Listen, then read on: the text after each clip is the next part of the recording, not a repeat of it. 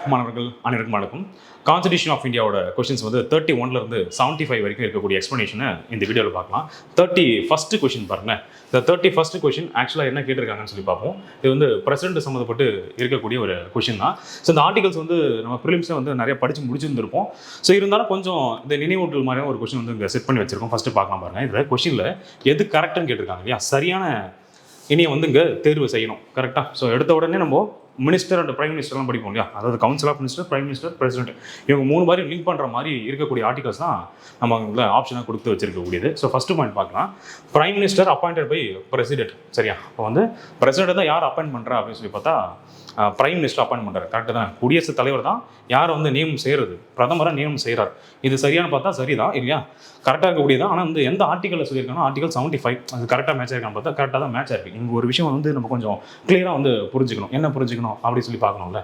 அப்போ என்ன பேசிஸில் பிரசிடென்ட் பாருங்க, பிரசிடென்ட் அப்படின்ற ஒருத்தர் இருக்காரு அப்படின்னா என்ன பேசிஸில் பிரைம் மினிஸ்டர் அப்பாயிண்ட் பண்ணுறாரு அப்படின்னா, இப்போ லோக்சபாவில் யாருக்கு வந்து பார்த்தா மெஜாரிட்டி இருக்கோ அவங்கள தான் வந்து பார்த்தா பிரைம் மினிஸ்டர் அப்பாயிண்ட் பண்ணுறாரு. இது நமக்கு எல்லாருக்குமே தெரிஞ்சிருக்கும். சப்போஸ் வந்து மெஜாரிட்டி இல்லை அப்படின்னா ஏதாச்சும் ஒரு நபர் வந்து நம்ம வந்து அப்பாயிண்ட் பண்ண சொல்லிடலாம். ஆனால் 1 மந்த்துக்குள்ளே அவங்க என்ன ப்ரூஃப் பண்ணணும், மெஜாரிட்டியை ப்ரூஃப் பண்ணணும். இது எல்லாமே நமக்கு தெரிஞ்ச விஷயம் தான். So first point president appoint prime minister correct தான். நெக்ஸ்ட்டு கவுன்சில் ஆஃப் மினிஸ்டர் இருக்காங்க இல்லையா? அதாவது பிற அமைச்சர்கள் இருக்காங்களே, பிற அமைச்சர்களையுமே வந்து யார் தான் அப்பாயிண்ட் பண்ணுறாங்க? குடியரசுத் தலைவர் தான் அப்பாயிண்ட் பண்ணுறாரு. ஆனால் யாருடைய பரிந்துரையின் பேரில் அப்படின்னு சொல்லி பார்த்தீங்கன்னா பிரதமரின் பரிந்துரையில் பேர். ஓகேவா? அப்போ இந்த 2 விஷயம் இருக்குது. 2 விஷயமே இதில் தான் சொல்கிறாங்கன்னா ஆர்டிகல் 75 தான் சொல்கிறாங்க. அப்போ ஆர்டிகல் 75 அப்படின்றது கிளியராக என்ன பேசுது அப்படின்னா prime minister appointed by president அப்படின்ட்டு இருக்குது. அதே மாதிரி council of minister also appointed by president on the advice of prime minister. இந்த 2 விஷயம் இருக்குது. இந்த 2மே வந்து பார்த்தா ஆர்டிகல் 75 சொல்லக்கூடியது தான். ஸோ இப்போ கரெக்டானு பார்த்தா இந்த இடத்துல ஆப்ஷன் 1 அப்படின்றது கரெக்டு. ஆப்ஷன் 2 பாருங்கள். Prime minister is responsible for communication to the president அப்படின்றது. அதாவது தமிழில் பார்க்கலாம், குடியரசுத் தலைவருக்கு தகவல் அளிப்பது பிரதமரின் கடமைன்னு இருக்குது. இது சரியானு பார்த்தா இந்த கண்டென்ட் ஆக்சுவலி சரி தான். ஆனால் ஆர்டிகல் 74 இது வரல. இது ஆர்டிகல் வந்து பார்த்தா 78 புரிஞ்சிருக்கான். அப்போ ஆப்ஷன் 2 வந்து தப்பு. அப்போ 78ல் என்னென்ன கண்டென்ட் இருக்குன்னு சொல்லி பார்ப்போம். 78 பொறுத்த வரைக்கும் பாருங்கள். ஃபர்ஸ்ட் ஆப்ஷன் என்ன அப்படின்னா நம்மளோட பாராளுமன்றம் இருக்கா, பாராளுமன்றத்தில் அதனோட மசோதாக்கள் இருக்கு இல்லையா? என்னென்ன மசோதாக்கள் வந்து பார்த்தா என்னென்ன ஸ்டேஜில் இருக்குது புரியுதா? எதெல்லாம் வந்து பார்த்தா நிலுவையில் இருக்குது, எதெல்லாம் நம்ம பாஸ் பண்ணி வச்சுருக்கோம் அப்படின்னு சொல்லிட்டு பிரைம் மினிஸ்டர் யார்கிட்ட கன்வே பண்ணணும் அப்படின்னா குடியரசுத் தலைவர்கிட்ட கன்வே பண்ணணும். ஃபஸ்ட்டு நல்லா புரிஞ்சுக்கலாம். ஒரு பக்கம் யார் இருக்கா? பிரசிடென்ட் இருக்கார். இன்னொரு பக்கம் யார் இருக்கா? பிரைம் மினிஸ்டர் இருக்கார். அதாவது இதுதான் பாராளுமன்றம் வச்சுக்கலாமே. பாராளுமன்றத்தில் லோக்சபாவும் இருக்குது, ராஜ்யசபாவும் இருக்குது. இந்த 2 அவைகளுமே என்னென்ன மசோதாக்கள் வந்து பார்த்தா நிலுவையில் இருக்கோ இல்லை என்ன ஸ்டேஜில் இருக்கோ அதை பற்றின தகவல்களும், அது இல்லாமல் எப்படி நிர்வாகம் செய்கிறாங்க, அதாவது லெகிஸ்லேஷன் அண்ட் அட்மினிஸ்ட்ரேஷன், இது 2 பற்றின தகவலை யார்கிட்ட சொல்லணும் அப்படின்னா பிரைம் மினிஸ்டர் யார்கிட்ட சொல்லணும்? குடியரசுத் தலைவர்கிட்ட சொல்லணும். சரிங்களா? இது ஃபர்ஸ்ட் பாயிண்ட். இது வந்து பார்த்தா தானாகவே சொல்லணும். அதுக்கப்புறம் எப்பப்பெல்லாம் குடியரசுத் தலைவர் வந்து பார்த்தா இந்த இன்ஃபர்மேஷன் கேட்குறாரோ அப்பயும் அவரை சொல்லணும். ஸோ நல்லா தெளிவாக புரிஞ்சுக்கோங்க. 78ல் சப்கிளாஸ் 1 பிரைம் மினிஸ்டரோட டியூட்டி என்ன டியூட்டி? நம்மளோட பார்லிமெண்ட்டில் என்னென்ன விஷயங்கள்லாம் நடக்குதோ அதை வந்து யார்கிட்ட கன்வே பண்ணணும்? குடியரசுத் தலைவர்கிட்ட கன்வே பண்ணணும். இது ஃபர்ஸ்ட் பாயிண்ட். அதே மாதிரி அங்கே என்னென்ன விஷயங்கள்லாம் வந்து பார்த்தா நடக்குதுன்னு சொல்லி குடியரசுத் தலைவர் கேட்பார் இல்லையா? கேட்கும்போதும் சொல்லணும். இது செகண்ட் பாயிண்ட். 3வது பாயிண்ட் என்ன அப்படின்னா அமைச்சரவை குழு இருக்கு இல்லையா? கவுன்சில் ஆஃப் மினிஸ்டர்ஸ் இருப்பாங்களே, அந்த கவுன்சில் ஆஃப் மினிஸ்டர்ஸ் தான் நிறைய டெசிஷனே வந்து பார்த்தா எடுப்பாங்க. கரெக்டாக இல்லை அவங்களுக்கு எல்லாமே தெரிஞ்சிருக்கும்ல. ஸோ அப்படி வந்து இப்போ எக்ஸாம்பிளுக்கு ஒரு 30 கவுன்சில் ஆஃப் மினிஸ்டர், 30 தான் இருக்காது, கண்டிப்பாக வந்து ஒரு 60 மேலே தான் இருப்பாங்க. ஸோ 60 கூட எடுத்துக்கலாமே. இப்போ 60 கவுன்சில் ஆஃப் மினிஸ்டர் இருக்காங்க அப்படின்னா 60 பேரில் ஒருத்தர் வந்து ஒரு இன்ஃபர்மேஷன் சொல்கிறார், இல்லை ஒரு ஐடியாவை சொல்கிறார். அந்த ஐடியா வந்து பார்த்து மீதி ஒரு 59 பேர் ஏற்றுக்கலன்னு வச்சுக்கோங்களேன். அதை பற்றின ஒரு அடுத்த கட்ட நகர்வுக்கு போகும்னு பார்த்தா அந்த திட்டம் அடுத்த கட்ட நகருக்கு போகாது. ஏன்னா ஒருத்தர் தான் அது வேண்டும் சொல்லியிருக்காரு, மீதி கூட 59 பேர் இருந்தது வேண்டாம், இந்த ஐடியாவே நல்லா இல்லை அப்படின்ற மாதிரி சஜஸ்ட் பண்ணியிருக்காங்க அப்படின்னா அந்த ஒருத்தர் கொண்டு வந்ததை மீதி பேர் ரிஜெக்ட் பண்ணாங்கல்ல, அவர் என்ன கொண்டு வந்தாரோ அதையும் சொல்லணும். புரிஞ்சுக்க? அப்போ 3 விஷயம். அந்த 3 விஷயம் எங்கே இருக்குன்னா ஆர்டிகல் 78 இருக்குது. கொஞ்சம் ஃபாஸ்ட்டாக போகிற மாதிரி கூட இருக்கலாம், ஆனால் கொஞ்சம் தெளிவாக கொஞ்சம் புரிஞ்சுக்க ட்ரை பண்ணுங்கள். ரைட்டாக? சரிங்க. அப்போ இந்த பாயிண்ட் பொறுத்த வரைக்கும் என்னென்னா இது 74 கிடையாது. ஓகேவா? இது என்ன வந்துருக்கணும்? ஆர்டிகல் 78. அப்போ 2வது தப்பு. 3வது பாருங்கள், official procedure of central government அப்படின்னு இருக்குது. அஃபிஷியல் ப்ரொசீஜர் பாருங்க, மத்திய அரசின் அலுவல் நடைமுறைன்னு இருக்குது. இது ஒன்று ரொம்ப சிம்பிளான கான்செப்ட் தான், நம்ம நிறையவே ஏற்கனவே பார்த்துருந்துருப்போம். ஆர்டிகல் 77ல் சப்கிளாஸ் 1 என்ன சொல்லுது அப்படின்னா every executive action of state shall be taken in the name of president. அதாவது அனைத்து நிர்வாக செயல்களுமே யாருடைய பேரில் வந்து எடுக்கப்படும் அப்படின்னு சொல்லி பார்த்தீங்கன்னா குடியரசுத் தலைவர் பேரில் எடுக்கப்படும் அப்படின்றது. அது வந்து ஆர்டிகல் வந்து 77. அப்போ இது கரெக்டாக மேட்ச் ஆயிருக்கான்னு பார்த்து இது கரெக்டாக மேட்ச் ஆயிருக்கு. அப்போ ஆப்ஷன் 1 and 3 கரெக்டாக மேட்ச் ஆயிருக்கு. லாஸ்ட் பார்க்கலாம், அமைச்சரவையின் ஆலோசனைப்படி குடியரசுத் தலைவர் செயல்படுதல் அப்படின்றது. So president shall act on the advice of cabinet or council of minister அப்படின்னு ஒரு விஷயம் இருக்குது. இது வந்து இது சொல்கிற ஆர்டிகல் வந்து ஆர்டிகல் 74. ஸோ ஆர்டிகல் 74 தான் என்ன சொல்லுது அப்படின்னா, குடியரசுத் தலைவர் ஒருத்தர் இருக்கார் இல்லையா, குடியரசுத் தலைவருக்கு ஆலோசனை வழங்குறதுக்கு தான் இல்லை அவருக்கு உதவி பண்ணுறதுக்கு தான் யார் இருக்கா அப்படின்னு சொல்லி பார்த்தா அமைச்சரவை குழு இருக்குது. யாரோட தலைமையில் இருக்குது அப்படின்னா பிரதமரின் தலைமையில் இருக்குது. இந்த கண்டென்ட் தான் ஆர்டிகல் 74 சரிங்களா. ஸோ இப்போ council of minister headed by prime minister to aid and advise the president கரெக்டாக பிரசிடென்ட் அப்படின்ற மாதிரி. ஸோ புரிஞ்சிருக்கா. ஸோ இந்த கண்டென்ட் தான் ஆர்டிகல் 74 இருக்குது. இந்த ஆர்டிகல் வந்து 78 கொடுத்துருக்காங்க. ஆக்சுவலி என்னன்னா இது ரெண்டு இன்டர்சேஞ்சாக இருக்குது இந்த இதில். ஸோ அந்த மாதிரி ஒரு பாயிண்ட் தான். இப்போ ஆப்ஷனை பொறுத்த வரைக்கும் பாருங்களேன், எது கரெக்ட் பேரண்ட் கேட்கப்பட்டிருக்கா. அப்போ கரெக்டாக இருக்கக்கூடியது எது நான் சொல்லியிருக்கோம். ஸோ பாயிண்ட் 1 and 3 இது ரெண்டு தான் வந்து பார்த்தா கரெக்டாக இருக்குது. ஸோ 1 and 3 கரெக்டாக இருக்கக்கூடிய ஆப்ஷன் அப்படின்றது இங்கே பி தான். ஆக்சுவலி இது சிம்பிள் தான், ரொம்ப பெருசாக கஷ்டமாக இருந்திருக்கு. ப்ரிலிம்ஸ்க்கே நீங்கள் படிச்சிருப்பீங்க, அவ்வளோதான். ப்ரிலிம்ஸ் படிச்சிருக்கக்கூடிய ஒரு கண்டென்ட் தான் அடுத்த ஒரு கட்டத்துக்கு நமக்கு வந்து கொஞ்சம் சிம்பிளாக வச்சிருப்போம். Okay, next choose the correct statement இந்த ஃபாலோயிங். ஸோ ரெண்டுத்தில் எந்த ஸ்டேட்மெண்ட் வந்து கரெக்ட்னு சொல்லி டிஸ்கஸ் பண்ணுறோம். இப்போ கொஞ்சம் பாருங்கள். Member of council of Rajya Sabha need not resign if no confidence motion is passed against the Council of Ministers in Lok Sabha. சரி, okay, இங்கே பாருங்கள். மக்களவை அமைச்சர்கள் குழுவிற்கு எதிராக நம்பிக்கையில்லா தீர்மானம் இப்படி ஒரு விஷயம் இருக்குது சரியா. இதுதான் என்னோட ஹிண்ட்டு.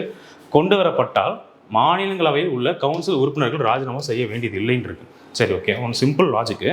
இப்போது அமைச்சரவை குழுன்னு ஒன்று இருக்குது சரிங்களா. இப்போ வந்து பாருங்கள், நம்பிக்கையில்லா தீர்மானம் ஃபஸ்ட்டு இங்கே வந்து எல்லாமே நம்பிக்கையில்லா தீர்மானம்ன்றது பாராளுமன்றத்தில் எந்த வகையில் கொண்டு வர முடியும். ஃபஸ்ட்டு ஒரு கான்செப்ட். ஃபஸ்ட்டு இங்கே பாருங்கள், லோக்சபா இருக்குது, ராஜ்யசபா இருக்குது. இந்த நம்பிக்கையில்லா தீர்மானம் அதாவது நோ கான்ஃபிடன்ஸ் மோஷன் அப்படின்றது எங்கே மட்டும் தான் கொண்டு வர முடியும், லோக்சபாவில் மட்டும் தான் வந்து பார்த்தா கொண்டு வர முடியும். இது ஒரு பாயிண்ட்டு.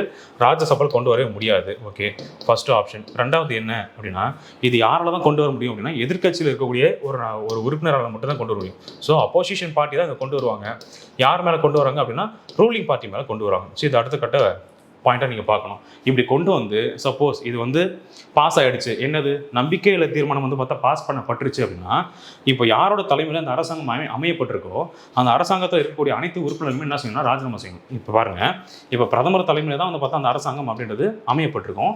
இந்த பிரதமர் கீழே தான் வந்து பார்த்தா ஒரு 60-80 அமைச்சர்கள் வந்து பார்த்தா இருப்பாங்க. ஓகேவா. அந்த 60-80 அமைச்சர்கள் எல்லாருமே லோக்சபாவில் தான் இருப்பாங்க பார்த்தா கிடையாது. ஒரு சில பேர் எங்கே இருக்கலாம், ராஜ்யசபாலே இருக்கலாம். புரிஞ்சுதான். அமைச்சர்கள் அப்படின்றவங்க லோக்சபாலே இருக்கலாம், ராஜ்யசபாலே இருக்கலாம். ஆனால் யாரோட தலைமையில் அமைஞ்சிருக்கும், பிரதமரோட தலைமையில் அமைஞ்சிருக்கும். நம்பிக்கையில்லா தீர்மானம் கொண்டு வந்துட்டாக்கா பிரதமர் உட்பட அனைத்து கவுன்சில் ஆஃப் மினிஸ்டருமே என்ன செய்யணும், ராஜினாமா செய்யணும். ஆனால் இங்கே கேள்வி என்ன கொடுக்கப்பட்டிருக்கு அப்படின்னா, நம்பிக்கையில்லா தீர்மானம் வந்து பார்த்து கொண்டு வரப்பட்டுச்சுன்னா ராஜ்யசபாவில் இருக்கக்கூடிய அமைச்சர்கள் பதவி நீக்கம் செய்ய மாட்டாங்கன்றாங்க. ஆனால் என்ன ஆகும், அவங்களோட எல்லாரோட அமைச்சர் பதவியும் போயிடும். ஸோ ஃபஸ்ட்டு ஸ்டேட்மெண்ட் அப்படின்றது தவறாக இருக்கக்கூடியது. இது கண்டிப்பாக ராங்கு. ஆனால் கொஸ்டினில் என்ன கேட்டிருக்காங்க அப்படின்னா சரியான ஒரு தேர்வு வந்து கேட்டிருக்காங்க. ஸோ அப்படி கண்டிப்பாக பார்த்தீங்கன்னா ஆப்ஷன் ஏன்றது வரவே வராது. ஸோ கண்டிப்பாக இது கிடையாது, எதுவும் கிடையாது. ஓகேவா. அப்போ அடுத்த ஆப்ஷன் பார்ப்போம். நெக்ஸ்ட் பாருங்கள், all the members of council of ministers shall be collective responsible to Lok Sabha. இங்கே பார்ப்போம், இந்த ஒரு விஷயத்தை புரிஞ்சுக்கோங்க. யாரெல்லாம் அமைச்சராக இருக்கீங்களோ அவங்க எல்லாருமே யாருக்கு கூட்டு பொறுப்பாக இருக்கணும் அப்படின்னா மக்களவைக்கு தான் நீங்கள் கூட்டு பொறுப்பாக இருக்கணும். புரிஞ்சுச்சா. இப்போது அமைச்சராக நீங்கள் இருக்கும்பொழுது உங்களை ஒட்டுமொத்த பொறுப்புமே நீங்கள் யாருக்கு வச்சிருக்கணும்னா லோக்சபாவுக்கு வச்சிருக்கணும். இது எக்ஸாக்டாக சரியாக இருக்கக்கூடிய ஒரு பாயிண்ட். சரியா. அப்போ அந்த ஆப்ஷன் பின்றது இங்கே சரியாக இருக்குது. அப்போ பி மட்டும் தான் சரி. அப்போ ஆப்ஷன் பி மட்டும் அப்படின்றது எங்கே இருக்குது அப்படின்னா சியில் இருக்குது. சரியா. நெக்ஸ்ட் பார்க்கலாமா. 33rd கொஸ்டின் பாருங்களேன். Who cannot participate in the election of vice president. இப்போ துணை குடியரசுத் தலைவர் தேர்தலில் யாரெல்லாம் பங்கு ஏற்காதவர்கள் கேட்டிருக்காங்க. யாரெல்லாம் பார்ட்டிசிபேட் பண்ண மாட்டா. சரி பார்க்கலாமே. துணை குடியரசுத் தலைவர் பற்றி பார்க்கக்கூடிய ஆர்டிகல் வந்து பார்த்தா 66. இந்த 66ல் யாரெல்லாம் வந்து பார்த்தா ஓட்டு போடுவா, அதாவது வந்து பார்த்தா தேர்வு குழுன்னு சொல்லுவாங்க தமிழில் இல்லையா. யாரெல்லாம் வந்து பார்த்தா தேர்வு குழு இருக்கா இல்லை அப்படின்னாக்கா எலக்டோரல் காலேஜ்னு சொல்லுவாங்க. ஓகேவா. Electoral college. இந்த எலக்டோரல் காலேஜில் யாரெல்லாம் இருக்கா அப்படின்னு சொல்லி பார்த்தீங்கன்னா லோக்சபா, ராஜ்யசபா. ஆக்சுவலாக எம்பின்னு ஒருத்தர் இருந்துட்டீங்க அப்படின்னா நீங்கள் எல்லாருமே எதில் பார்ட்டிசிபேட் பண்ணீங்க அப்படின்னா துணை குடியரசுத் தலைவரோட தேர்தலில் பங்கு பெறுவாங்க. சரியா. எம்பின்னு இருந்துட்டாலே கண்டிப்பாக அவங்களோட பங்குன்றது இந்த இடத்துல இருக்கும். சரி, எப்படி சொல்ல பாருங்களேன். லோக்சபாவில் நியமனம் செய்யப்பட்டவங்களும் இருப்பாங்க, தேர்ந்தெடுக்கப்பட்டவங்களும் இருப்பாங்க. ஓகே. இப்போ வந்து நியமனம் செய்யப்பட்டவங்க கிடையாது, பட் அவங்க இருந்தாலும் வந்து கான்செப்ட் வைஸ் நம்ம பார்க்கலாம். நியமனம் செய்யப்பட்டவர்கள் தேர்ந்தெடுக்கப்பட்டவர்கள் லோக்சபாவில். அதே மாதிரி ராஜ்யசபாவிலையும் என்னது நியமனம் செய்யப்பட்டவர்கள் தேர்ந்தெடுக்கப்பட்டவர்கள். ஆக மொத்தம் ஒட்டுமொத்த லோக்சபா எம்பி, ஒட்டுமொத்த ராஜ்யசபா எம்பி. அப்போ ரெண்டுத்தையும் பார்த்தீங்கன்னா ஒட்டுமொத்தமாக யார், மெம்பர் ஆஃப் பார்லிமெண்ட். அப்போ பாராளுமன்ற உறுப்பினர்கள் அனைவருமே எங்கே பங்கு பெறாங்க அப்படின்னு சொல்லி பார்த்தீங்கன்னா துணை குடியரசுத் தலைவரோட தேர்தலில் பங்கு பெறாங்க. அவ்வளோதான் லாஜிக். சரிங்களா. சிம்பிளாக இங்கே பார்த்துக்கலாம். பாருங்கள், nominated members of Lok Sabha and Rajya Sabha வருவாங்களா. அதாவது நியமனம் செய்யப்பட்ட லோக்சபா உறுப்பினர், நியமனம் செய்யப்பட்ட ராஜ்யசபா உறுப்பினர் 2 பேருமே வருவாங்க. ஸோ இந்த ஃபர்ஸ்ட் பாயிண்ட் இந்த இடத்துல கரெக்ட். அதுக்கப்புறம் member of state legislative assembly, அதாவது யார், எம்எல்ஏ. எம்எல்ஏக்கு இங்கே வேலை இருக்கா, எம்எல்ஏக்கு வேலை கிடையாது. இவர் வந்து போயிடுங்க, உங்களுக்கு வேலை இல்லை. அப்போ ஆப்ஷன் 2 இங்கே இருக்குது, இது ரிஜெக்டட். ஆப்ஷன் இங்கே பி, இதுவும் 2 ரிஜெக்டட், இதுவும் 2 ரிஜெக்டட். அப்புறம் வேறு எங்கே இருக்குது, இந்த பாயிண்ட் பொறுத்த வரைக்கும் என்ன கேட்டிருக்காங்க, நாட் பார்ட்டிசிபேட் கேட்டிருக்காங்களா, அப்போ கண்டிப்பாக 2 இருக்கிறதெல்லாம் வரும் இல்லையா, அப்போ இதுவும் வரும், இங்கேயும் வாய்ப்பு இருக்குது, அப்போ எல்லாத்தையுமே 2 இருக்குது. அப்போ 2 வச்சு கண்டுபிடிப்போம் பார்த்தா கிடையாது. ஆனால் என்னது 1 வரக்கூடாது, ஏன்னா இவங்க என்ன பண்ணுறாங்க, பார்ட்டிசிபேட் பண்ணுறாங்க. இப்போ 1 வச்சு தான் எலிமினேட் பண்ணலாம். ஸோ 1 வச்சு எலிமினேட் பண்ணும்போது பாருங்க, இங்கே ஆப்ஷன் இங்கே வராது, இங்கே வந்து பார்த்தா இந்த இடத்துல சி வராது, மீதி இருக்கக்கூடியது பி இருக்குது, இல்லை வந்து பார்த்தா டி இருக்குது. சரி ஓகே, இப்போ 2 கட்டாயமாக வருது. நெக்ஸ்ட் பாருங்கள், elected members of Puducherry and Delhi legislative assembly. So இவங்களும் வர மாட்டாங்க. பாண்டிச்சேரி டெல்லியில் இருக்கக்கூடிய எம்எல்ஏ இவங்க பங்கு பெறுவாங்களா பார்த்தா இவங்க பங்கு பெற மாட்டாங்க. அப்போ நிச்சயமாக எது இருக்கணும், இதுவும் இருக்கணும் இல்லையா, இவங்க வரப்போகிறது கிடையாது, இவங்க வரப்போகிறது கிடையாது. 2 and 3 இருந்தாலும் இங்கே ஒரு ஆப்ஷன் இருக்குது, இங்கேயும் ஒரு ரிஜெக்ட் பண்ணி வச்சா இங்கே இருக்குது. இப்போ லாஸ்ட் பாயிண்ட் பார்க்கலாம், elected members of Lok Sabha and Rajya Sabha. நம்ம ஏற்கனவே பார்த்துக்கணும் இல்லையா, அப்போ தேர்வு செய்யப்பட்ட லோக்சபா உறுப்பினர், தேர்வு செய்யப்பட்ட ராஜ்யசபா உறுப்பினர், இவங்க 2 பேர் வராங்க சரியா. அப்போ இவங்க கண்டிப்பாக வந்து பார்ட்டிசிபேட் பண்ணுவாங்க. அப்போ ஆப்ஷன் புரிஞ்சுக்கலாம், 1 and 4 இவங்க 2 பேரும் வந்து பார்த்தா பங்கு பெறுவாங்க. யார் பங்கு பெற மாட்டா, 2 and 3 பங்கு பெற மாட்டாங்க. அப்போ கேள்வியாக கேட்கறது 2 and 3, அதாவது யார் பங்கு பெற மாட்டான்னு கேட்குறாங்க. அப்போ ஆப்ஷன் என்ன வந்திருக்கணும், 2 and 3ன்றது ஆப்ஷன் வந்திருக்கணும். ஆப்ஷன் இடத்துல பி. உங்களுக்கு புரிஞ்சிருக்கும்னு நினைக்கிறேன். எம்பியாக இருந்துட்டாலே போதும், நீங்கள் நிச்சயமாக இதில் பங்கு பெறுவீங்க அப்படின்னா வைஸ் பிரசிடென்ட்டோட தேர்தலில் பங்கு பெறுவீங்க. ஓகேவா. நெக்ஸ்ட் 34th கொஸ்டின் பாருங்களேன், based on which amendment extended the ban on readjustment of seat in Lok Sabha and State Legislative Assembly for another 25 years to encourage depopulation measure அப்படின்றது. ஓகே, எந்த சட்டத்தின்படி மக்கள் தொகை குறைப்பு நடவடிக்கைகள் ஊக்குவிக்கும் பொருட்டு அடுத்து 25 ஆண்டுகளுக்கு மக்களவை மற்றும் மாநில சட்டமன்ற இடங்களை சீர்படுத்த தடை நீக்கப்பட்டது அப்படின்னு ஒரு விஷயம் இருக்குது. இந்த பாயிண்ட் பார்க்கலாம். இந்த பாயிண்ட் பொறுத்த வரைக்கும் என்ன சொல்லியிருப்பாங்க அப்படின்னா பாருங்கள், ஸோ இந்த ஃபேமிலி பிளானிங் ப்ரோக்ராம் சொல்லி ப்ரோக்ராம் போட்டிருப்பாங்க, அது உங்களுக்கும் தெரிஞ்சிருக்கும்னு நினைக்கிறேன். அந்த ஃபேமிலி பிளானிங் ப்ரோக்ராம் வந்து மத்திய அரசாங்கம் போட்டிருக்கோம். மத்திய அரசாங்கம் போட்டு என்ன செஞ்சுருப்பாங்க அப்படின்னா பாப்புலேஷனை நீங்கள் கண்ட்ரோல் பண்ணுங்கன்னு இருப்பாங்க. ஆனால் இங்கே யோசிச்சு பாருங்கள், இப்போ ப்ரெசென்ட்லி நம்ம லோக்சபா சீட்டு, ராஜ்யசபா சீட்டு இதெல்லாம் வந்து நம்ம எந்த பேசிஸில் கொண்டு வரோம் அப்படின்னா பாப்புலேஷன் பேசிஸ் தான் வந்து நம்ம கொண்டு வரோம். கரெக்டு தான், உங்களுக்குலாம் தெரிஞ்சிருக்கக்கூடியது தான். அப்போ நீங்கள் வந்து மக்கள் தொகையை கட்டுப்படுத்த சொல்லிட்டாங்க அப்படின்னா மக்கள் தொகையை படுத்தியாச்சுன்னா லோக்சபா சீட்டு, ராஜ்யசபா சீட்டு குறையும். ஜென்ரல் கான்செப்ட் இது, உங்களுக்கு புரிஞ்சிருக்குன்றதால கொஞ்சம் நான் ஃபாஸ்ட்டாக சொல்லிட்டு போகிறேன். இப்படி இருக்கும்போது அவங்க என்ன செஞ்சுட்டாங்க அப்படின்னா சென்சஸ் வந்து பார்த்தா அடுத்த சென்சஸ்க்கு ஒரு 10 வருஷத்துக்கும் நம்ம என்ன செய்யணும்னா சீட்டை வந்து ரீஅலோகேட் பண்ணுவோம். அப்படி 1971 ஒரு சென்சஸ் கொண்டு வந்தாங்க, புரிஞ்சிச்சல. அப்போ 1971 ஒரு சென்சஸ் கொண்டு வந்தாங்க. அதுக்கப்புறம் தான் நம்ம என்ன பண்ணிட்டோம்னா ஃபேமிலி பிளானிங் ப்ரோக்ராமை இம்ப்ளிமெண்ட் பண்ண சொல்லி நம்ம சொல்லிட்டோம். அதை வந்து பார்த்தா தென் பகுதிகளில் இருக்கக்கூடிய அனைத்து மாநிலங்களுமே வந்து பார்த்தா ஒழுங்காக கேட்டு அதை நடைமுறையும் ஒழுங்காக படுத்துனாங்க. ஆனால் வட மாநிலங்களும் பெருசாக வந்து அதை கேட்கல. அதனால் வட மாநிலங்களில் வந்து பாப்புலேஷன் அதிகமாகிட்டே போச்சு. ஆனால் தென் மாநிலங்கள் வந்து பார்த்திங்கன்னா பெருசாக பாப்புலேஷன் அதிகமாகாமல் ஒரு ஸ்டாண்டர்டான ஒரு பாயிண்டில் வச்சுக்கிட்டாங்க. ஸோ இப்படி இருக்கும்போது இந்த சுச்சுவேஷனில் நம்ம அந்த அடுத்த சென்சஸ் படி நம்ம சீட்ஸை மாற்றி அமைச்சோம் அப்படின்னா தென் மாநிலங்களுக்கு வந்து பார்த்திங்கன்னா கம்மியான சீட் இருக்கும், வட மாநிலங்களுக்கு வந்து பார்த்திங்கன்னா அதிகமான சீட்டு போகிறதுக்கான வாய்ப்பு இருக்குன்னு சொல்லிட்டு அதுக்கு ஒரு சட்ட திருத்தம் கொண்டு வந்தாங்க. அந்த சட்ட திருத்தம் தான் என்னன்னு சொல்லி பார்த்தீங்கன்னா 42வது சட்ட திருத்தம் 1976. இப்போது 42nd கான்ஸ்டிடியூஷனல் அமெண்ட்மெண்ட் ஆக்ட் 1976 என்ன செஞ்சிச்சு அப்படின்னா 1971 சென்சஸ் படி யார் யாருக்குன்னா எந்தெந்த ஸ்டேட்டுக்கு லோக்சபா சீட்டு எவ்வளோத்தரும் கொடுத்தனோ, எந்தெந்த ஸ்டேட்டுக்கு ராஜ்யசபா சீட்டு எவ்வளோத்தரும் கொடுத்தனோ அதை நான் கை வைக்கவே மாட்டேன். அது அப்படியே இருக்கும். எத்தனை வருஷம் வரைக்கும் இருக்குன்னா அடுத்து ஒரு 25 வருஷத்துக்கு இருக்கும். அதாவது 25 வருஷம் அப்படின்னா 2001 வரைக்கும் என்ன பண்ண மாட்டேன், அதை கை வைக்கவே மாட்டேன். அந்த சென்சஸ் அப்படியே இருக்கட்டும் அப்படின்ற மாதிரி சொல்லியாச்சு. அப்படி 1971 சென்சஸ் படி தமிழ்நாட்டுக்கு கிடைச்ச லோக்சபா சீட்டு தான் 39, ராஜ்யசபா சீட்டு தான் 18. இந்த மாதிரி அப்போ அன்னைக்கு வச்சது இந்த 39 இப்போ வரைக்கும் மாற்றலை, 18 இப்போ வரைக்கும் மாற்றலை, அது அப்படியே இருக்குது. இது ஃபஸ்ட்டு கொண்டு வந்தது அந்த 42nd கான்ஸ்டியூஷன் அமெண்ட் ஆக்ட் 1976 தான்.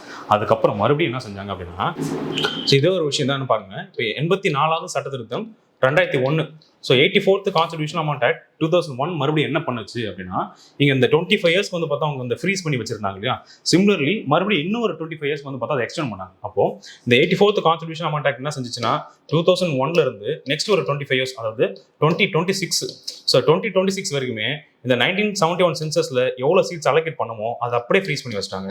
அதனால தான் இப்போ வரைக்குமே அந்தந்த ஸ்டேட்டுக்கு என்னென்ன சீட்ஸ் வந்து அலோகேட் பண்ணாங்களோ அது இப்போ வரைக்கும் அப்படியே ஃபாலோ பண்ணிட்டு வரோம். ஸோ நியர்லி ஒரு 50 வருஷத்துக்கு அந்த சீட்ஸோட எண்ணிக்கை நம்ம மாற்றவே இல்லை. ஸோ அப்படியே வந்து அந்த இடத்துல இருக்குது. இதுக்கப்புறம் நம்ம என்ன செய்ய போகிறோம் அப்படின்னா டீலிமிட்டேஷன் கமிஷன் சொல்லி மறுபடியும் ஒன்று போட போகிறோம். சரிங்களா, அந்த தொகுதி மறுசீராய்வு அப்படின்னு சொல்லி ஒரு சில விஷயம் நம்ம செய்ய போகிறோம்.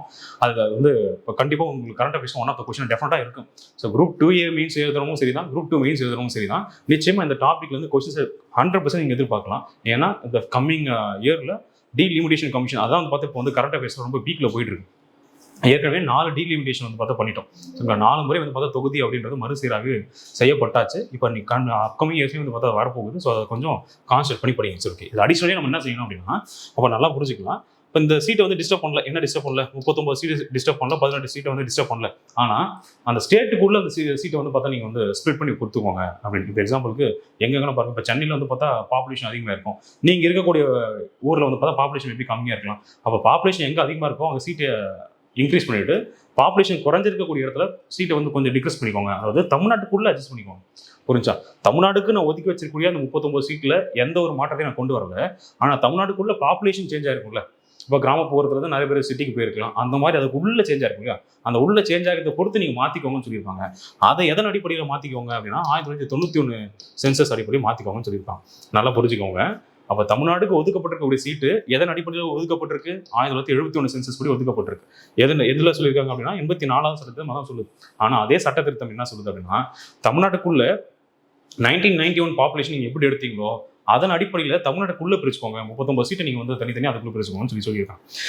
இதுதான் இந்த இடத்துல கொஸ்டின் வந்திருக்கூடியது. அப்போ ஆப்ஷனை பொறுத்த வரைக்கும் பாருங்க, 84th கான்ஸ்டிடியூஷன் அமெண்ட்மெண்ட் ஆக்ட் அப்படின்றது தான். இதுக்கப்புறமும் ஒரு அமெண்ட்மெண்ட் பண்ணோம். அது என்ன அப்படின்னா 87th கான்ஸ்டிடியூஷன் அமெண்ட்மெண்ட் ஆக்ட், 87வது சட்ட திருத்தம், 2003 ஒரு சட்ட திருத்தம் பண்ணோம். ஸோ இந்த சட்ட திருத்தம் என்ன சொல்லுது அப்படின்னா, அதே மாதிரி இந்த 39 சீட்டு கை வைக்கல, 17 சீட்டு கை வைக்கல, அவங்க என்ன செஞ்சுட்டாங்கன்னா 2001 என்ன சென்சஸ் எடுத்தீங்களோ அதன் அடிப்படையில் நீங்கள் என்ன செஞ்சுக்கோங்க அப்படின்னா ஸ்டேட்டுக்குள்ள சீட்டை வந்து நீங்கள் ரீஅட்ஜஸ்ட் பண்ணிக்கோங்க. அதாவது உங்களோட மாநிலத்துக்குள்ள சீட்டை வந்து நீங்கள் பிரித்து கொடுத்துக்கோங்க அப்படின்ற மாதிரி சொல்லியிருந்தாங்க. அது லாஸ்ட்டாக இருக்கக்கூடிய ஒரு அப்டேட் இது. சரியா? இதுக்கான ஆப்ஷன் வந்து பார்த்தா 84th கான்ஸ்டிடியூஷனல் அமெண்ட்மெண்ட் ஆக்ட் அப்படின்றது. நெக்ஸ்ட் 35th கொஸ்டின் பார்க்கலாம் பாருங்க. 35th question, speaker himself decide to recognise leader of the opposition in the Lok Sabha அப்படின்னு இருக்கு. அது பாருங்க, மக்களவையின் எதிர்க்கட்சி தலைவருக்கு அங்கீகாரம் அளிப்பது குறித்து சபாநாயகரே முடிவு செய்கிறார். இது கரெக்டானு பார்த்தா கரெக்ட் தான். ஏன்னா லோக்சபாவை பொறுத்த வரைக்கும் அந்த லோக்சபாவோட ஹெட் யாருன்னு சொல்லி பார்த்தோம் அப்படின்னா யாரு? ஸ்பீக்கர் தான் இல்லையா? அவர் தான் வந்து பார்த்தா தலைமை தாங்கக்கூடிய ஒரு நபர். இவர் எதன் அடிப்படையில் வந்து ஒரு முடிவு செய்கிறாரு அப்படின்னா, இப்போ ஆளுங்கட்சி ஒரு பக்கம் இருக்கு, ஆளுங்கட்சிக்கு அதுக்கப்புறமா யார் வந்து அடுத்த கட்ட பெரும்பான்மை வச்சிருக்காரோ அவங்கள தான் வந்து பார்த்தா அவர் என்னவா சூஸ் பண்ணி சொல்லுவார், அப்போசிஷன் பார்ட்டின்னு சொல்லுவார். அதாவது எதிர்க்கட்சி தலைவர்.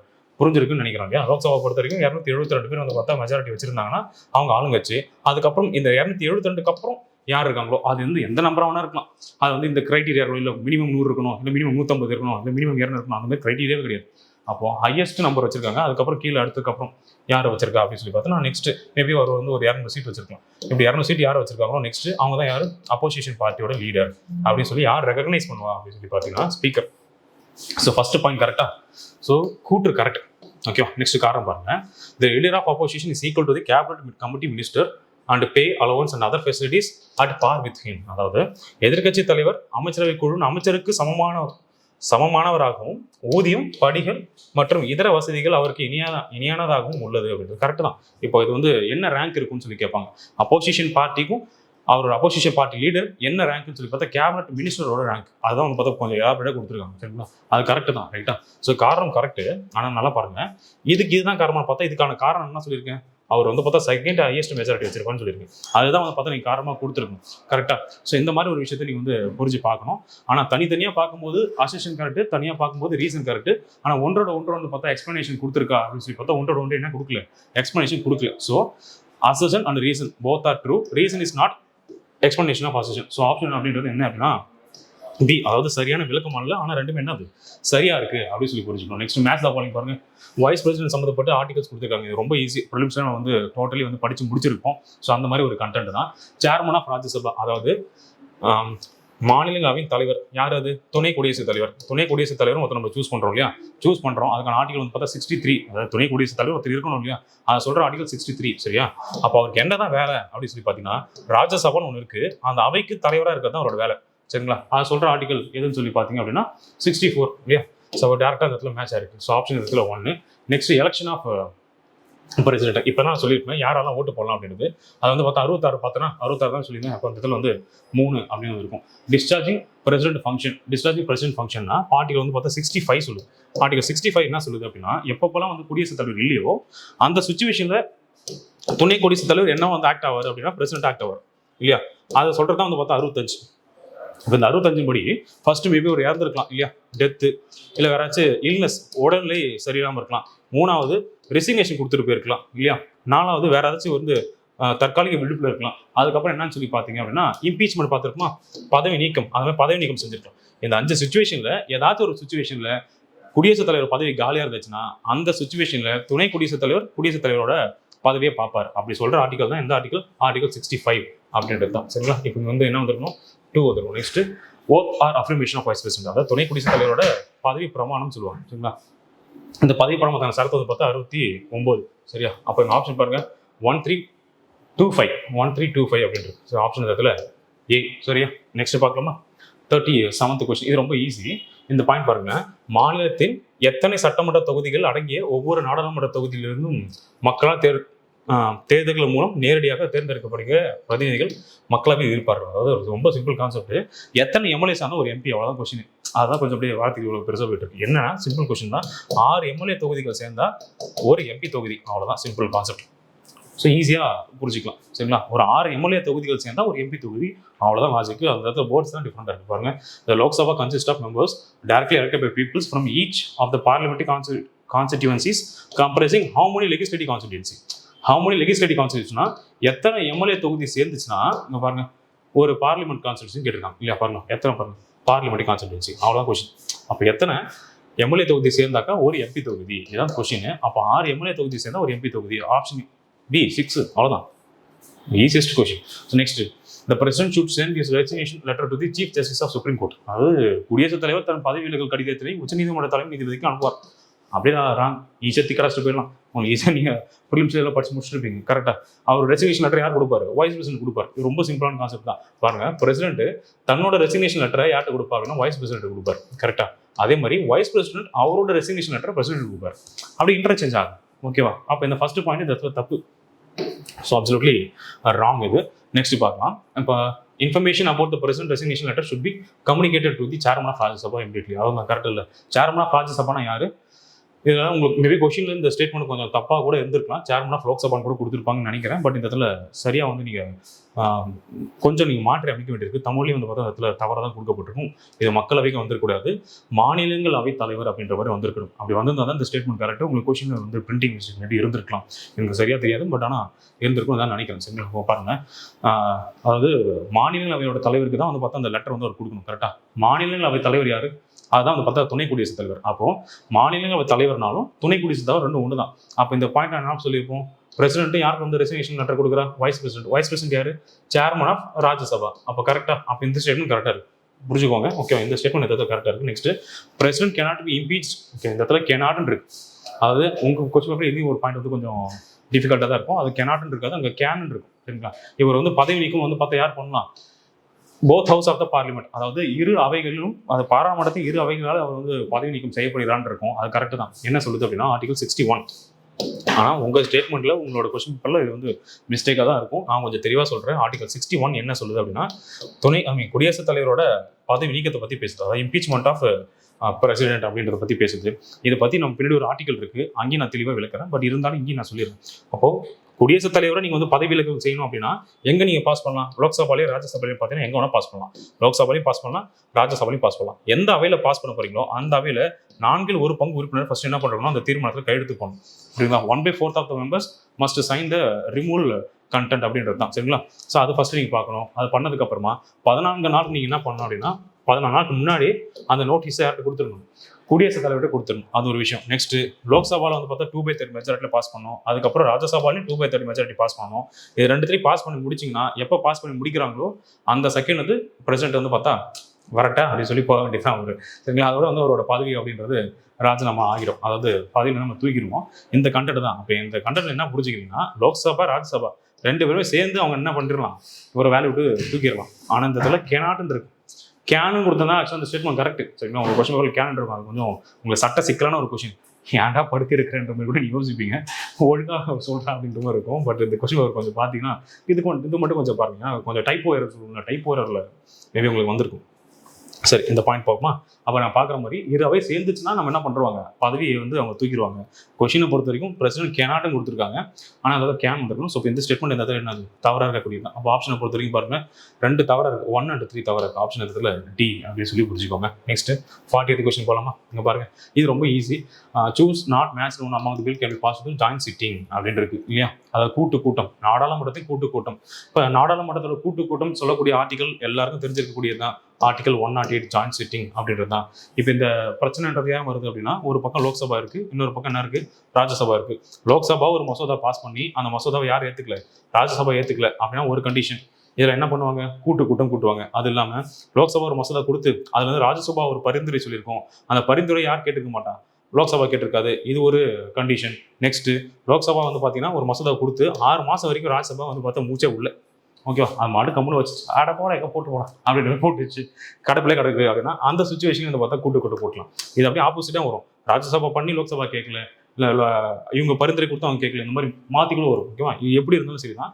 ஒருத்தருக்கு இவர் சொல்கிறது அவர் கேட்கல, அவர் சொல்கிறது இவர் கேட்கல, 2 பேருக்கும் வந்து பார்த்தா முடிச்சு ஏன் ஒருத்தன்ற மாதிரி ஆய வச்சதுன்னா அந்த சுச்சுவேஷனில் கூட்டம்னா ஒரே ஒரு வழி. சரியா, அந்த கூட்டம் அப்படின்றது என்ன ஆர்டிகல் வந்து சொல்லுது அப்படின்னா ஆர்டிகல் 108 தான் சொல்லுது. இந்த கூட்டத்துக்கு அழைப்பு கொடுக்கறது யாருன்னு சொல்லி பார்த்தா குடியரசுத் தலைவர். இதுவும் நமக்கு நல்லாவே தெரிஞ்சிருக்கும் இல்லையா. அழைப்பு கொடுக்கறது குடியரசுத் தலைவர். அதுக்கு வந்து தலைமை தாங்கிறது யார் ப்ரெசைட் ஓவர் பண்ணுவா அப்படின்னு சொல்லி பார்த்தா ஸ்பீக்கர் ஆஃப் லோக்சபா தான் வந்து பார்த்தா அது தலைமை தாங்குவார். இதுவும் நமக்கு தெரிஞ்சிருக்கும். இப்படி இந்த கண்டென்ட்ல இது வரைக்கும் எத்தனை மசோதாக்கள் வந்து பார்த்தா கூட்டத்தின் மூலியமாக பாஸ் பண்ணப்பட்டிருக்கு அப்படின்னு சொல்லி பார்த்தா இந்த டவுரி ப்ரொஹிபிஷன் பில் அப்படின்றது. சரிங்களா, இது ஒரு முத கொண்டு வந்தது 1961 இது கொண்டு வந்திருப்பாங்க. நெக்ஸ்ட் வந்து பார்த்தா இந்த பேங்கிங் சர்வீஸ் கமிஷன் பில் வந்து 1978 வந்திருக்கும். அப்புறம் இந்த பொடான்னு சொல்லுவோம் இல்லையா, ப்ரிவென்ஷன் ஆஃப் டெரரிசம் பில் அப்படின்றது வந்து 2002 கொண்டு வந்திருக்கும். ஸோ இது 3 வந்திருக்கும். இது வந்து நம்மளோட 12th பொலிட்டிக்கல் சயின்ஸ் புக் இருக்குல்ல, 12th பொலிட்டிக்கல் சயின்ஸ் புக்கில் ஒரு டபாவில் இருந்திருக்கும். அதில் நீங்கள் பார்த்தீங்கன்னா தெரிஞ்சிருக்கும். இதில் பொருந்தாது இந்த லோக்பால் பில் தான். லோக்பால் பில் வந்து 2013 கடைசியாக வந்து பார்த்தா வந்திருக்கும். ஸ்டார்டிங்கில் 1968 கரெக்டாக தான், 1968 இந்திரா காந்தி டைம் பீரியடில் இந்த லோக்பால் பில் போட்டிருப்பாங்க. லோக் ஆயுக்தா பில் வந்து பார்த்தா போட்டு அதை அப்படி தள்ளி ஒரு 10 முறை தாண்டி மன்மோகன் சிங் டைம் பீரியடில் 2013 தான் கடைசியாக வந்து கையெழுத்திடப்பட்டிருக்கும். இப்போ 2014 வந்து பார்த்தா நடைமுறைப்படுத்திருப்பாங்க லோக் ஆயுக்தா பில் தான். இதுக்கு கூட்டம்லாம் பண்ணல, அது ஆர்டினரி தான் வந்து பார்த்தா போச்சு. ஸோ இதில் வந்து இது பொருந்தாமல் இருக்குது அப்படின்னா லோக்பால் மசோதா வந்து பொருந்தாமல் இருக்குது. மற்ற எல்லாமே வந்து பார்த்தா கூட்டத்தினால உருவாக்கப்பட்ட மசோதாக்கள் அப்படின்னு பார்த்துக்க வேண்டியதான். ஸோ இந்த கண்டென்ட் பார்க்கலாம். இது வந்து இந்திய பிரதமர்கள் பதவிக்காலம் வந்து இதெல்லாம் கரெக்டாக மேட்ச் ஆயிருக்குன்னு சொல்லி பார்க்கலாம். லால் பகதூர் சாஸ்திரி இவர் வந்து நாமினேட் பண்ணதே வந்து பார்த்தா யாருன்னு பார்த்தீங்கன்னா நம்மளோட காமராஜர் தான். சரிங்களா, அது வந்து ஒரு கரெக்டாக இருக்கக்கூடிய டைம் தான், இல்லை தவறாக இல்லை. நெக்ஸ்ட் விபி சிங் கரெக்டாக இருக்குது, பிரச்சனை இல்லை. ஓகே, நெக்ஸ்ட் மொரார்ஜி தேசாய் பார்த்தீங்கன்னா இந்த பாயிண்ட் இது வந்து இந்திரா காந்தியோட பாயிண்ட். மொரார்ஜி தேசாய் அப்படின்னு 1977 to 79. ஸோ இது வந்து மிஸ் மேட்ச் இருக்குது. இது 2வது வந்து பார்த்தா தப்பு. டிவி நரசிம்மராவ் 91 to 96 இது கரெக்டாக இருக்குது. அப்போ 2 மட்டும் தப்பு, 2 வரவே கூடாது. இங்கே வரக்கூடாது, மற்றாலுமே வரணும். அப்போ 2 தவிர்த்துட்டு இருக்கக்கூடியது இந்த ஆப்ஷன் டி மட்டும்தான். சரிங்களா, அப்போ அதை மட்டும் நம்ம பார்த்துக்கணும். Next 41st emergency provision of the president அப்படின்னு சொல்லியிருக்கு. அக்கார்டிங் டு 42nd கான்ஸ்டிடியூஷன் நம்ம attack if the president can enact ordinance it cannot be subjected to judicial review. அதாவது என்னன்னா 42வது சட்டத்தின்படி குடியரசுத் தலைவர் அவசர சட்டம் இயற்றினால் அதனை நீதி புறநாய்க்கு உட்படுத்த இயலாது. அதாவது ஆர்டினன்ஸ் உங்களுக்கு தெரிஞ்சிருக்கும் இல்லையா. ஆர்டினன்ஸ்க்கான ஆர்டிகல் என்ன, ஆர்டிகல் 123. அப்போது ஆர்டினன்ஸ் வந்து எந்த சுச்சுவேஷனில் கிரியேட் பண்ணலாம் அப்படின்னு சொல்லி பார்த்தீங்கன்னா பாராளுமன்றத்தில் ஏதாச்சும் ஒரு அவை இல்லைனா, புரிஞ்சா 2 அவையுமே இல்லைனான்றது மட்டும் கிடையாது. லோக்சபா இல்லைனாலும் பரவாயில்ல, லோக்சபா இல்லாட்டும் ஓகே, ராஜ்யசபா இல்லாட்டும் ஓகே, ஏதாச்சும் ஒரு அவை இல்லையா, அந்த சுச்சுவேஷன்லாம் நம்ம கண்டிப்பாக என்ன கொண்டு வந்துடலாம், ஆர்டினன்ஸ் கொண்டு வந்துடலாம். புரிஞ்சுக்கலாம். அப்போ எனி ஒன்று லோக்சபா இல்லாமல் இருந்தாலும் ராஜ்யசபா இல்லாமல் இருந்தாலும் இல்லை 2மே இல்லை, அப்படி இந்த 3 சுச்சுவேஷனில் எந்த சுச்சுவேஷன் இருந்தாலுமே அந்த சுச்சுவேஷனில் நம்ம என்ன கொண்டு வர்றாருன்னா ஆர்டிகல் 123 யூஸ் பண்ணி பிரசிடென்ட் வந்து பார்த்தா ஒரு அவசர சட்டத்தை கொண்டு வருவார். அப்படி கொண்டு வரக்கூடிய ஒரு அவசர சட்டத்துக்கு நீங்கள் நீதி புறநாய்வு மேற்கொள்ள முடியாதுன்னு சொல்லி ஒரு சட்டத்திட்டம்னு சொல்லிச்சு. அப்படி சொன்ன சட்டத்திட்டம் என்னன்னு சொல்லி பார்த்தீங்க அப்படின்னா வந்து ஒரு 38வது சட்டத்திட்டம். அது வந்து பார்த்தீங்கன்னா 42 கிடையாது. சரிங்களா, இது வந்து 42 கொடுத்துருப்பாங்க. ஸோ 42 அப்படின்றது இந்த இடத்துல என்னவா இருக்குது அப்படின்னா தவறாக இருக்குது. ஓகேவா, 38th கான்ஸ்டிடியூஷனல் அமெண்ட்மெண்ட் புரிஞ்சுச்சா, 38th constitution amendment 1975. So option இந்த இடத்துல வந்து பார்த்தா தவறு. ஸோ ஓகே, செகண்ட் பார்க்கலாம். According to 44th constitution amendment if the president bosses an ordinance with wrong intention it can subject to judicial review. அதாவது ஒரு தவறான நோக்கத்தோட குடியரசுத் தலைவர் வந்து பார்த்தீங்கன்னா அவசர சட்டத்தை இயக்குனாருன்னா அது என்ன ஆகும், நீதி புறநாய்க்கு நீங்க என்ன பண்ணலாம், உட்படுத்த முடியும். அப்படி சொல்ற சட்டத்திருத்தம் 44வது. அப்போ அதை கரெக்டானு பார்த்தா அது correct. So option 2 correct. Option 1 வந்து பார்த்தீங்கன்னா தவறு. சரியா, கொஸ்டின்ல என்ன கேட்டிருக்காங்க, கரெக்டான ஸ்டேட்மெண்ட் கேட்டிருக்காங்க. கரெக்டாக இருக்கக்கூடிய ஆப்ஷன் இந்த இடத்துல 2 மட்டும் தான். அப்போ இந்த இடத்துல டி அப்படின்னு இருக்கும். ஓகே, நெக்ஸ்ட் 42 பாருங்களேன். வீட்டோ பவர், அதாவது தடுப்பு அதிகாரத்தை பற்றி சொல்லக்கூடிய சரத்து வந்து பார்த்தா 111. கரெக்டாக 111 எத்தனை ஆப்ஷன் இருக்குது அப்படின்னா, ஒரு மசோதா லோக்சபாலையும் பாஸ் ஆகி ராஜ்யசபாலையும் பாஸ் ஆகி அந்த மசோதா நேரம் 3வது எங்கே வரும் அப்படின்னு பார்த்தீங்கன்னா குடியரசுத் தலைவர் வரும் இல்லையா. இந்த குடியரசுத் தலைவர் வரும்போது அவருக்கு மொத்தம் 3 ஆப்ஷன் இருக்குது. 3 ஆப்ஷனில் ஃபர்ஸ்ட் ஆப்ஷன் என்ன அப்படின்னு சொல்லி பார்த்தீங்கன்னா என்ன பண்ணலாம், கையெழுத்து போடலாம் இல்லையா. 2வது என்ன பண்ணலாம், நிறுத்தி வைக்கலாம், அதாவது வித்கோல் பண்ணலாம். மூணாவது என்ன செய்யலாம் அப்படின்னா ரிட்டர்ன் ஃபார் ரீகன்சிடரேஷன், அதாவது மறுபரிசீலனைக்கு அனுப்பிச்சு வைக்கலாம். இந்த 3 ஆப்ஷன் இருக்கு, சரியா? இது இருக்கு. அது இல்லாமல் இந்த 4 விதமான வீட்டோ பவர் வந்து பார்த்தா இந்த இடத்துல இருக்கு. இந்த 4 விதமான வீட்டோ பவர்ல ஒரு வீட்டோ பவர் நமக்கு கிடையாது. ஆக மொத்தம் என்னன்னா 3 வீட்டோ பவர் தான் யாருக்கு உண்டு? இந்திய குடியரசுத் தலைவருக்கு உண்டு. ஒரே ஒரு விஷயம் வந்து நமக்கு கிடையாது. அது யாருக்கு இருக்கு அப்படின்னா USA பிரசிடென்ட் மட்டும் தான் இருக்கு. அதெல்லாம் நம்ம பிலிம்ஸே பார்த்துருக்கோம். சரி, பார்க்கலாம். இந்த அப்சல்யூட் வீட்டோனா ஃபர்ஸ்ட் நம்ம என்ன பார்க்கணும்? அதாவது முழுமையான ரத்து அதிகாரம் இல்லை முழுமையான தடுப்பு அதிகாரம் சொல்லுவாங்க. இந்த முழுமையான தடுப்பு அதிகாரம் என்ன அப்படின்னா அது டோட்டலாக அவ்வளோதான், கேன்சல் ஆயிடுச்சு. இதுக்கப்புறம் அது என்னவே மாறவே மாறாது, சட்டமாக மாறவே மாறாது. அவ்வளோதான், முடிஞ்சு போச்சு. அதுக்கு ஆயுள் காலமே கிடையாது. அப்படி இருக்கக்கூடியது தான். ஸோ இப்படி ஏதாச்சும் ஒன்று பண்ணியிருந்தாரா அப்படின்னு சொல்லி பார்த்தா பெப்சோ அப்ராப்ரேஷன் பில்னு சொல்லுவாங்க. அதை பாட்டியால் ஈஸ்ட் பஞ்சாப்னு சொல்லி ஒரு சில விஷயங்கள்லாம் வந்து பார்த்தா இருக்கும். ஸோ அப்படி அந்த டெரிட்டரிக்கு ஒரு மசோதா மாதிரி கொண்டு வரப்பட்டுச்சு. ஸோ இது வந்து பார்த்தீங்கன்னா பிரிவினையை வந்து பார்த்தா உண்டு பண்ணுன்ற மாதிரி ஒரு சில கண்டெக்ட்லாம் பேசப்பட்டுச்சு.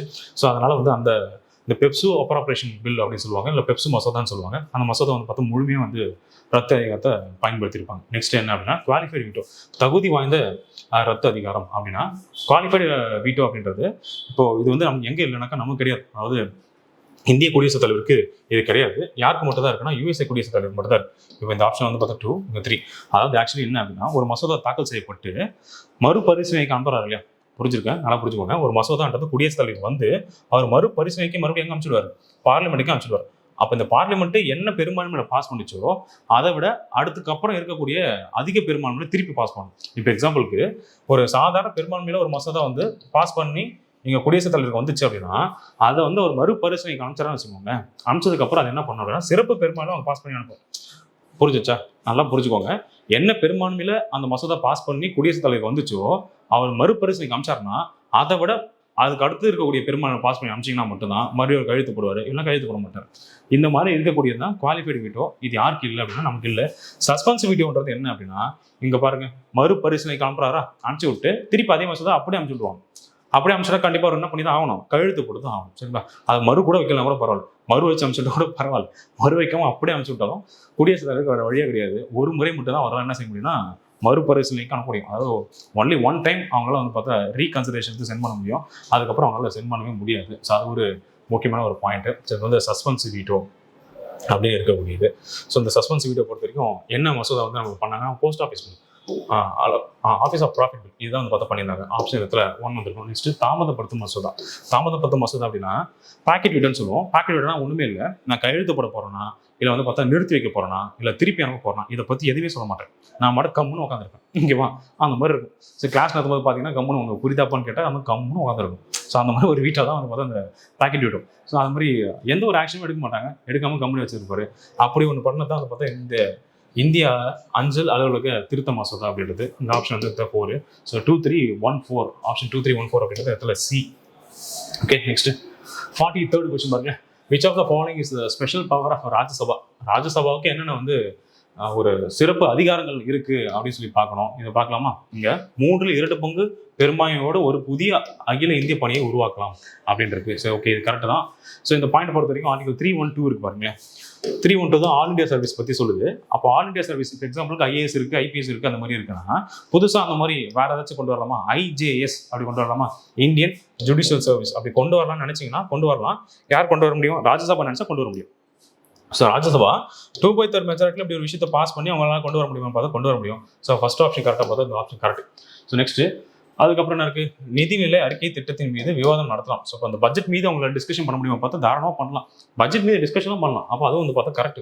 நெக்ஸ்ட் மாநில பட்டியலில் உள்ள ஒரு அதிகாரத்தை மத்திய பட்டியலுக்கோ அல்லது பொது பட்டியலுக்கோ மாற்றலாம் பார்த்தா மாற்றலாம். சரிங்களா? அப்போ ஸ்டேட் லிஸ்ட்ல இருக்கக்கூடிய ஒரு விஷயத்த ஒன்று சென்ட்ரல் லிஸ்ட்டுக்கோ இல்லை கன்கர் லிஸ்ட்டுக்கோ மாற்றலாம் பார்த்தா அதுக்கு முழு அதிகாரம் யாருக்கு கொடுக்கப்பட்டிருக்கும் அப்படின்னு சொல்லி பார்த்தீங்கன்னா இங்கே ராஜ்யசபா கொடுக்கப்பட்டிருக்கும். இதுக்கு ஆப்ஷன் வந்து பார்த்தீங்கன்னா ஆர்டிகல் வந்து 249 வந்து பார்த்தா இதை பற்றி பேசும். நெக்ஸ்ட் ஒரு நிதி முன்வரை சட்டம் உறுப்பு 110 உள்ள விவகாரங்களோடு தொடர்பு இல்லாத இருப்பை அவற்றை மாநிலவையில் நிறைவேற்றணும். அதாவது ஆர்டிகல் 110 சம்மந்தப்பட்டு இல்லாத மீதி ஏதாச்சும் ஒரு பில்லை வந்து பார்த்தா ஒரு பில்லை நீங்கள் பாஸ் பண்ணலாமா அப்படின்னு சொல்லி பார்த்தா அதெல்லாம் நீங்கள் பாஸ் பண்ணலாம். அதாவது மணி பில் சம்மந்தப்பட்டு இல்லாத மற்ற இருக்கக்கூடிய விஷயங்களை ராஜ்யசபாவில் பாஸ் பண்ண முடியும். அப்போ எதை மட்டும் பாஸ் பண்ண முடியாது அப்படின்னா மணி பில் சார்ந்து இருக்கக்கூடிய விஷயத்தை மட்டும் பாஸ் பண்ண முடியும். ஸோ அப்போ அதை கரெக்டாக கொடுத்துருக்காங்களா? கரெக்டாக தான் கொடுத்துருக்காங்க.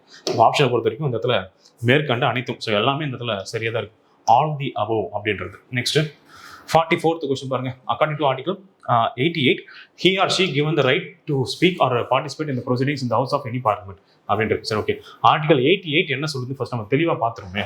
இப்போ சரத்து 88 படி மொத்தம் ஒரு 2 விஷயத்தை நம்ம தெளிவாக புரிஞ்சுக்கணும். என்ன புரிஞ்சுக்கணும் அப்படின்னா, இது 2 பேருக்கு ரைட்ஸ் கொடுத்துருக்கும். அதாவது ஒன்று யாருன்னு சொல்லி பார்த்தா அமைச்சர்கள், அதாவது மினிஸ்டர்ஸ். ஒரு பக்கம் மினிஸ்டர்ஸ், இன்னொரு பக்கம் வந்து பார்த்தா அட்டார்னி ஜெனரல். இந்த 2 பேருக்கு வந்து பார்த்தா இருக்கும். ஓகே, இந்த 2 பேருக்கு என்ன உரிமை கொடுத்துருப்பாங்க அப்படின்னா பாருங்க. இப்போ மினிஸ்டர் வந்து பார்த்தீங்கன்னா லோக்சபாலையும் இருப்பாங்க, ராஜ்யசபாலையும் இருப்பாங்க இல்லையா? அப்படி லோக்சபாவில் இருக்கக்கூடிய ஆட்களுக்கு வந்து பார்த்தா முழு உரிமை எங்கே இருக்கும்? லோக்சபால தான் இருக்கும். இது ஒரு ஹவுஸ். ராஜ்யசபாவில் இருக்கக்கூடிய உறுப்பினருக்கு ராஜ்யசபால மட்டும் முழு உரிமை இருக்கும். இந்த மாதிரி இருக்கும். சரிங்களா? ஆனால் இங்கே வந்து மினிஸ்டராக இருந்தாங்க அப்படின்னா அந்த மினிஸ்டருக்கு வந்து பார்த்தா ஒரு ஸ்பெஷலாக இருக்கக்கூடிய ஒரு ப்ரொவிஷன் கொடுத்துருக்காங்க. என்ன சிறப்பு அந்தஸ்து கொடுத்துருக்காங்க அப்படின்னா, அமைச்சர் என்ன பண்ணலாம், இங்கேருந்து அங்கே போயிட்டு ராஜ்யசபாலையும் பங்கு பெறலாம். இங்கே இருக்கக்கூடிய அமைச்சர் என்ன பண்ணலாம், இங்கேயும் வந்து பங்கு பெறலாம். அதே மாதிரி இதே உரிமை தான் யாருக்கு கொடுக்கப்பட்டிருக்கு அப்படின்னா அட்டார்னி ஜெனரல் கொடுக்கப்பட்டிருக்கு. ஸோ அட்டார்னி ஜெனரல் பொறுத்த வரைக்கும் இரு அவையிலுமே அவர் என்ன பண்ணலாம், போய் பங்கு பெறலாம். ஆனால் என்ன உரிமை கிடையாதுன்னா ஓட்டு போடுற உரிமை கிடையாது. அது ஒன்று தான் மட்டும் புரிஞ்சுக்கணும். எக்ஸாம்பிளுக்கு இன்னும் கொஞ்சம் நான் தெளிவாக சொல்கிறேன். இந்த கான்செப்ட் தெளிவாக புரிஞ்சுக்கிட்டு நீங்கள் பாருங்கள். இப்போ பாருங்க, வந்து ஒரு கல்வி அமைச்சர் இருக்கான்னு வச்சுக்கலாமே, எஜுகேஷன் மினிஸ்டர் வந்து பார்த்தா லோக்சபாவில் இருக்கான்னு வச்சுக்கோங்க.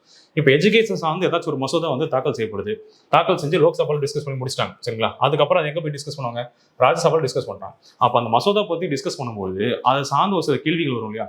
அப்போ அந்த கேள்விகளுக்கு யார் பதில் அளிக்கணும்? எஜுகேஷன் மினிஸ்டர் தான் பதில் அளிக்கணும். ஆனால் எஜுகேஷன் மினிஸ்டர் எந்த அவையில் உறுப்பினராக இருக்காரு? லோக்சபாவில் தான் இருக்காரு. அப்போ அவங்க போக முடியும் இல்லையா? இப்போ போய் பதில் சொல்லணும்ல. அதுக்கு ஒரு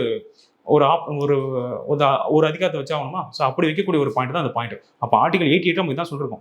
அப்போ மினிஸ்டராக இருக்கக்கூடிய நபர் அவர் எங்கே போகலாம்? இந்த 2 அவையிலுமே அவர் வந்து பார்த்தா பங்கு பெறலாம். ஆனால் ஓட்டு போடக்கூடிய அதிகாரம் எந்த அவையில் ஒரு உறுப்பினராக இருக்காரோ அங்கே தான் ஓட்டு போடலாம். எக்ஸாம்பிள் பாருங்க, இவர் எந்த அவையில் உறுப்பினராக இருக்காரு? லோக்சபாவில். அப்போ இங்கே மட்டும் அவர் ஓட்டு போட முடியும். ஆனால் இவர் எங்கே பங்கு பெறலாம்? இங்கேயும் பங்கு பெறலாம். இது ஒரு விஷயம்.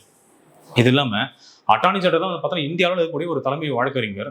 அப்போ சட்டம் சார்ந்த ஏதாச்சும் ஒரு சில சந்தேகங்கள்லாம் இருந்துச்சு அப்படின்னா அதை சார்ந்து ஒரு விளக்கங்கள் தீர்வுகள்லாம் அளிக்கிறதுக்கு அவர் தேவைப்படுவார்ன்றதுனால தான் நம்ம என்ன பண்ணியிருக்கோம் அப்படின்னா இரு வகையில் அவர் என்ன பண்ணலாம், பங்கு பெறலாம். அப்போ ரைட் டு ஸ்பீக்னு சொல்லியிருக்கோம். அவர் அங்கே போயிட்டு பேசலாம். புரிஞ்சா? பேசவோ அல்லது அதன் நடவடிக்கைகளில் கலந்து கொள்ள இருவருக்கும் உரிமை ஒன்று இருக்கு. சரிங்களா? இவருக்கு உரிமை ஒன்று இருக்கு. சரிங்களா? அப்போ போயிட்டு அந்த இடத்துல ப்ரொசீடிங்ஸ் வந்து பார்த்தா அவருக்கு கலந்துக்கெல்லாம் வந்து பார்த்தா உரிமையாக வந்து பார்த்தா கொடுக்கப்பட்டிருக்கு. முழு காரணம் இதுதான். சரிங்களா? அப்போ ஆர்டிகல் 88 சொல்றது இதுதான். ஸோ ஆர்டிகல் 88 அப்படின்றது இடத்துல தெளிவாக இருக்கு. என்ன இருக்கு? கரெக்டாக இருக்குது. ஸோ இப்போ இந்த பாயிண்ட் எதை பற்றி சொல்லுதுன்னா அட்டார்னி ஜெனரல் பற்றி சொல்லுது. சரி, வச்சுக்கிட்டு நீங்கள் முடிச்சு விட்றலாம். செகண்ட் ஆப்ஷன் நீங்கள் பார்க்கணும் அவசியமே கிடையாது. சரி, அப்போ ஆப்ஷன் 88 பொறுத்த வரைக்கும் ஆர்டிகல் 88 பொறுத்த வரைக்கும் என்ன சொல்கிறான், யாரை பற்றி பேசுது அப்படின்னா அட்டார்னி ஜெனரல் பற்றி தான் பேசுது. சரிங்களா? இப்போ ஈஸி ஆப்ஷன் முடிச்சாச்சா? செகண்ட் ஆர்டிகல் வந்து பார்த்தா கொஞ்சம் இந்த ஸ்டேட்மெண்ட் பற்றி கொஞ்சம் நீங்கள் சிந்திக்க வேண்டியது இருக்குது. என்னன்னா ஆர்டிகல் 105 என்ன சொல்லுதுன்னு சொல்லிடுறேன். அதை வந்து நீங்கள் இது கூட நீங்கள் லிங்க் பண்ண வேண்டாம். நீங்கள் 105 நான் தனியாக சொல்கிறேன். என்னன்றதை நான் தனியாக சொல்கிறேன். ஆர்டிகல் 105 என்ன சொல்லுது அப்படின்னா, ஒரு மெம்பர் ஆஃப் பார்லிமெண்ட், அதாவது எம்பி இருக்கார்ல, அந்த எம்பி பாருங்க, பார்லிமெண்ட்டுக்குள்ள அவர் செய்யக்கூடிய விஷயங்கள் மீது நீங்க என்ன பண்ண முடியாதுன்னா எந்த ஒரு நடவடிக்கையும் எடுக்க முடியாது. அதை சொல்றது 105. சரியா? பார்லிமெண்ட்டுக்குள்ளே இருக்கும்பொழுது அவங்க செய்யக்கூடிய நடவடிக்கைகள் மீது நீங்களால என்ன செய்ய முடியாது, வழக்கு தொடர முடியாதுன்னு சொல்றது தான் வந்து எந்த ஆக்ஷனும் எடுக்க முடியாதுன்னு சொல்றது தான் ஆர்டிகல் 105 தான். அதை அப்படி நீங்க வந்து மைண்ட் வச்சுக்கோங்க. அப்போ எம்பி மீது எந்த ஒரு ஆக்ஷன் எடுக்க முடியாதுன்னு சொன்னீங்கன்னா அது வந்து பார்த்தா 105. அது எம்எல்ஏ மீது எந்த ஒரு ஆக்ஷன் எடுக்க முடியாதுன்னு சொன்னீங்கன்னா ஆர்டிகல் 194. இவ்வளோதான் டிஃபரன்ஸ். சரிங்களா? இது கொஞ்சம் நீங்கள் பார்த்துக்கோங்க. ஆனால் ஃபர்ஸ்ட் மட்டும் வச்சுக்கிட்டு இது லிங்க் பண்ணுங்க. செகண்ட் இது கொண்டாந்து நீங்கள் இது பண்ண வேண்டாம். இந்த கொஸ்டினை பொறுத்த வரைக்கும் செகண்ட் வந்து அப்படியே விட்டுரு. ஃபர்ஸ்ட் ஒன்று மட்டும் பாருங்க. ஏன்னா செகண்ட் ஆர்டிகல் 105 சொல்கிற கண்டென்ட்டே வேறு. நான் சொன்ன கண்டென்ட் இதுதான். புரிஞ்சா?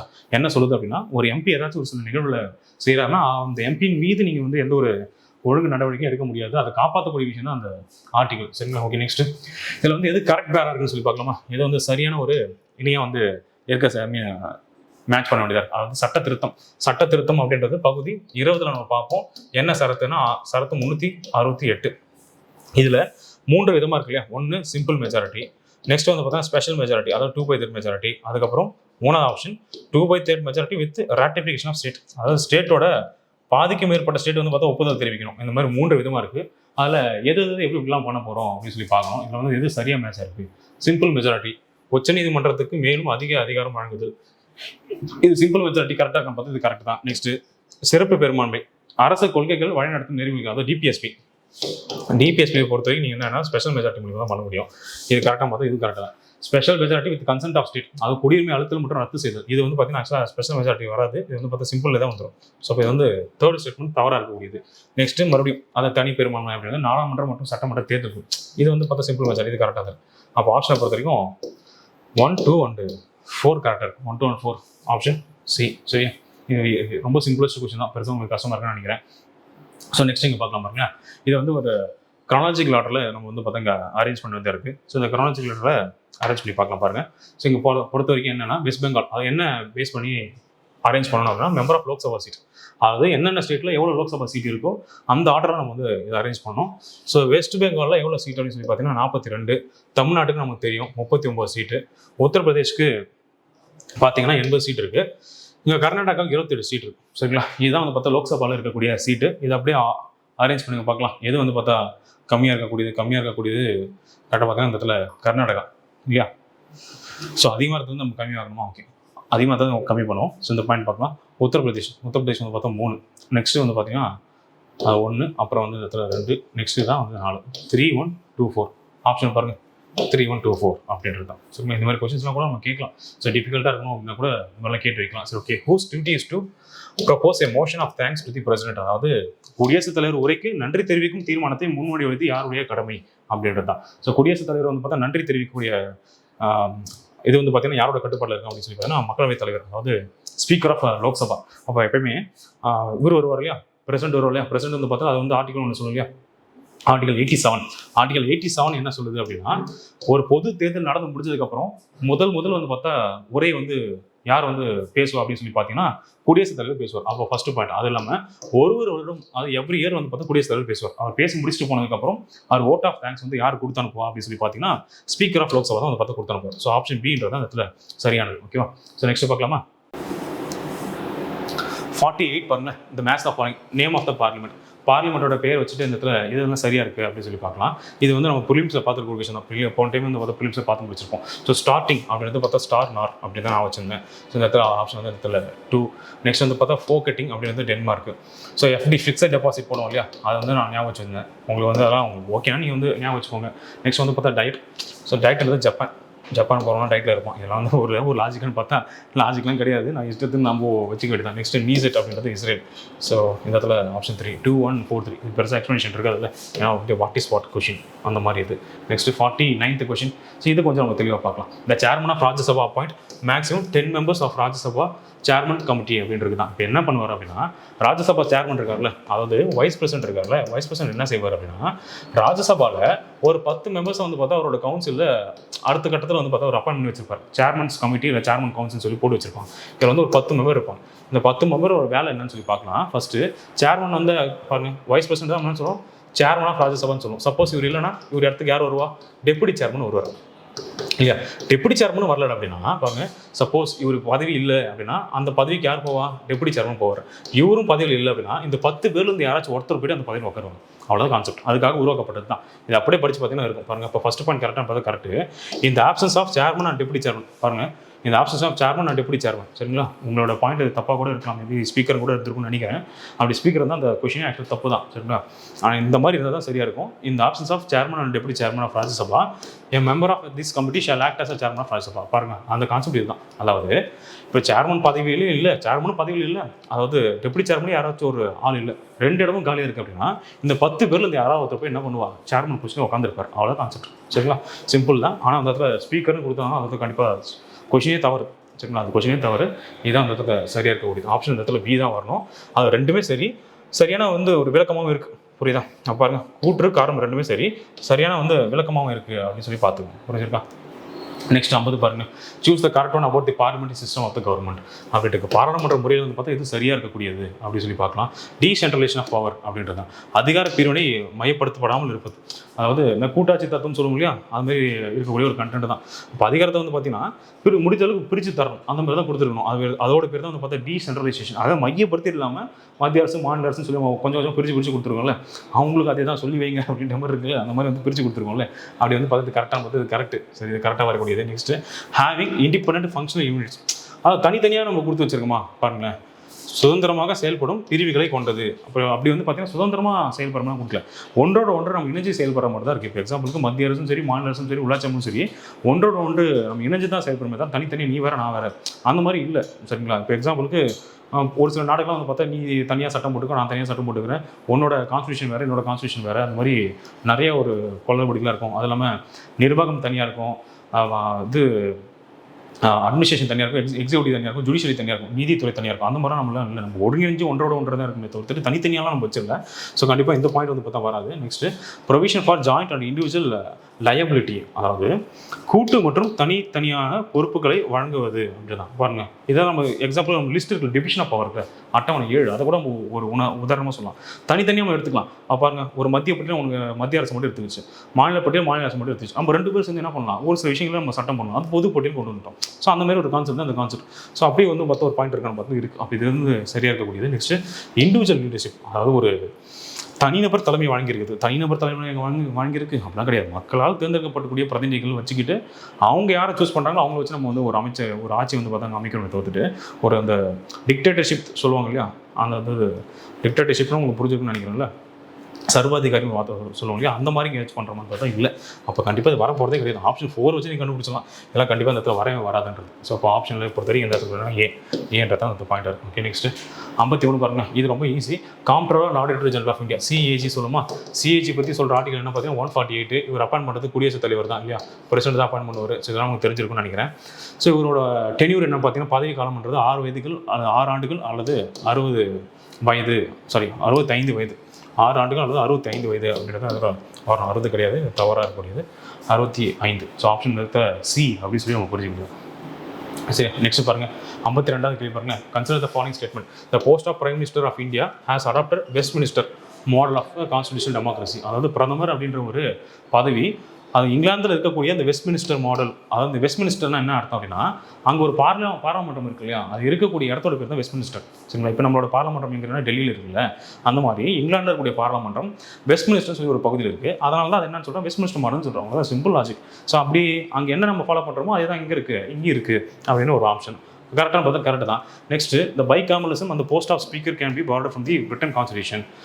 பைகாமலிசம் என்னது, ஈரவை சட்டமன்றம் அப்படின்றது தான். அப்போ பார்லமெண்ட்டும் ஒன்று இருக்குன்னா, பார்லிமெண்ட்டில் எத்தனை அவைகள் இருக்குது, மேலவை கீழவை ஒன்று இருக்கா, மேலவை ஒன்று இருக்குது. அப்போ 2 அவைகள் இருக்குது. இந்த சிஸ்டமை நம்ம இங்கே தான் வாங்கியிருக்கோம், பிரிட்டன் தான் வாங்கியிருக்கோம். அங்கே தான் நம்ம காப்பி பண்ணணும். இப்போ இதுவும் கரெக்டாக தான் இருக்குது. ஈரவை சட்டமன்றம் அப்படின்றது தான், இல்லை ஈரவை அரசாங்கம் அப்படின்ற ஒரு கான்செப்டும் அங்கே எடுத்துருப்போம். ஸோ ரெண்டுமே வந்து பார்த்தா அதில் சரியாக இருக்கக்கூடியது தான். ஆப்ஷன் பாருங்கள், ஏ மற்றும் பி இரண்டும் சரி. Okay, next 53rd question. Who was participated at the representative of India in international conferences like Commonwealth Summit of Non-Alignment Nations, SAARC மாநாடுகள்? ஒன்று ரொம்ப சிம்பிள் தான். நியூஸ் மட்டும் சும்மா காட்சி பார்த்து தான் தெரிஞ்சிருக்கோம். அதாவது இந்த மாதிரி SAARC மாநாடு, காமன்வெல்த், இந்த மாதிரி சமிட்லாம் வந்து பார்த்தா யார் போயிட்டு பங்கு பெறான்னு சொல்லி பார்த்தா பிரைம் மினிஸ்டர் தான். நீங்கள் பார்த்துருப்பீங்களே, மோடிஜி தான் வந்து பார்த்தா போயிட்டு இதில் இருக்கக்கூடியது ஒரு கையை இப்படி வச்சு ஒரு குலுக்குவார். அவர் மாதிரி ஒரு 10 நிமிஷம் குளிக்கிட்டு இருப்பார். ஆனால் பார்த்துருப்பீங்களா, படத்தில் வர மாதிரி கொண்டு உர்றா எலும்பெல்லாம் நொறுக்கி போச்சா அப்படின்ற மாதிரி இருக்கும். சும்மா ஃபன்னாக உங்களுக்கு ஞாபகம் தான் சொல்கிறேன். உடனே வந்து பார்த்தா நீங்கள் கச்சேரி இதை திருப்பி போட்டுற போகிறீங்க அப்படிலாம் கிடையாது. வேணா கருப்பு சட்டை வேறு போட்டுருக்கணும், அது வேறு இருக்கா, ஐயோ சரி ஓகே. இங்கே திருப்பி நான் கண்டென்ட் வந்துருப்பாருங்களா, யார் பங்கு பெறுவா அப்படின்னு பார்த்தீங்கன்னா பிரைம் மினிஸ்டர் தான் வந்து பார்த்தா பங்கு பெறுவார். சரிங்களா, அந்த இடத்துல பிரதம அமைச்சர் அப்படின்றவர் தான் அந்த மாதிரி ஃபாரின் டெலிகேட்ஸ் எதுவாக இருந்தாலும் சரி தான். நெக்ஸ்ட் வந்து பார்த்தா காமன்வெல்த் இல்லை சமிட்ஸ் எதுவாக இருந்தாலும் அவர் தான் வந்து பார்த்தா பார்ட்டிசிபேட் பண்ணுவார் புரிஞ்சுக்கணும். சரி okay, next choose the incorrect statement about the attorney general of India. So attorney general of India அவர் சம்மந்தப்பட்டு இதெல்லாம் வந்து பார்த்தா தவறாக இருக்கக்கூடியது. அட்டார்னி ஜெனரல் பற்றி நம்ம இதெல்லாம் பேசுகிறோம். எந்த ஆர்டிகல் பேசுகிறோம், ஆர்டிகல் 76 பேசுது இல்லையா.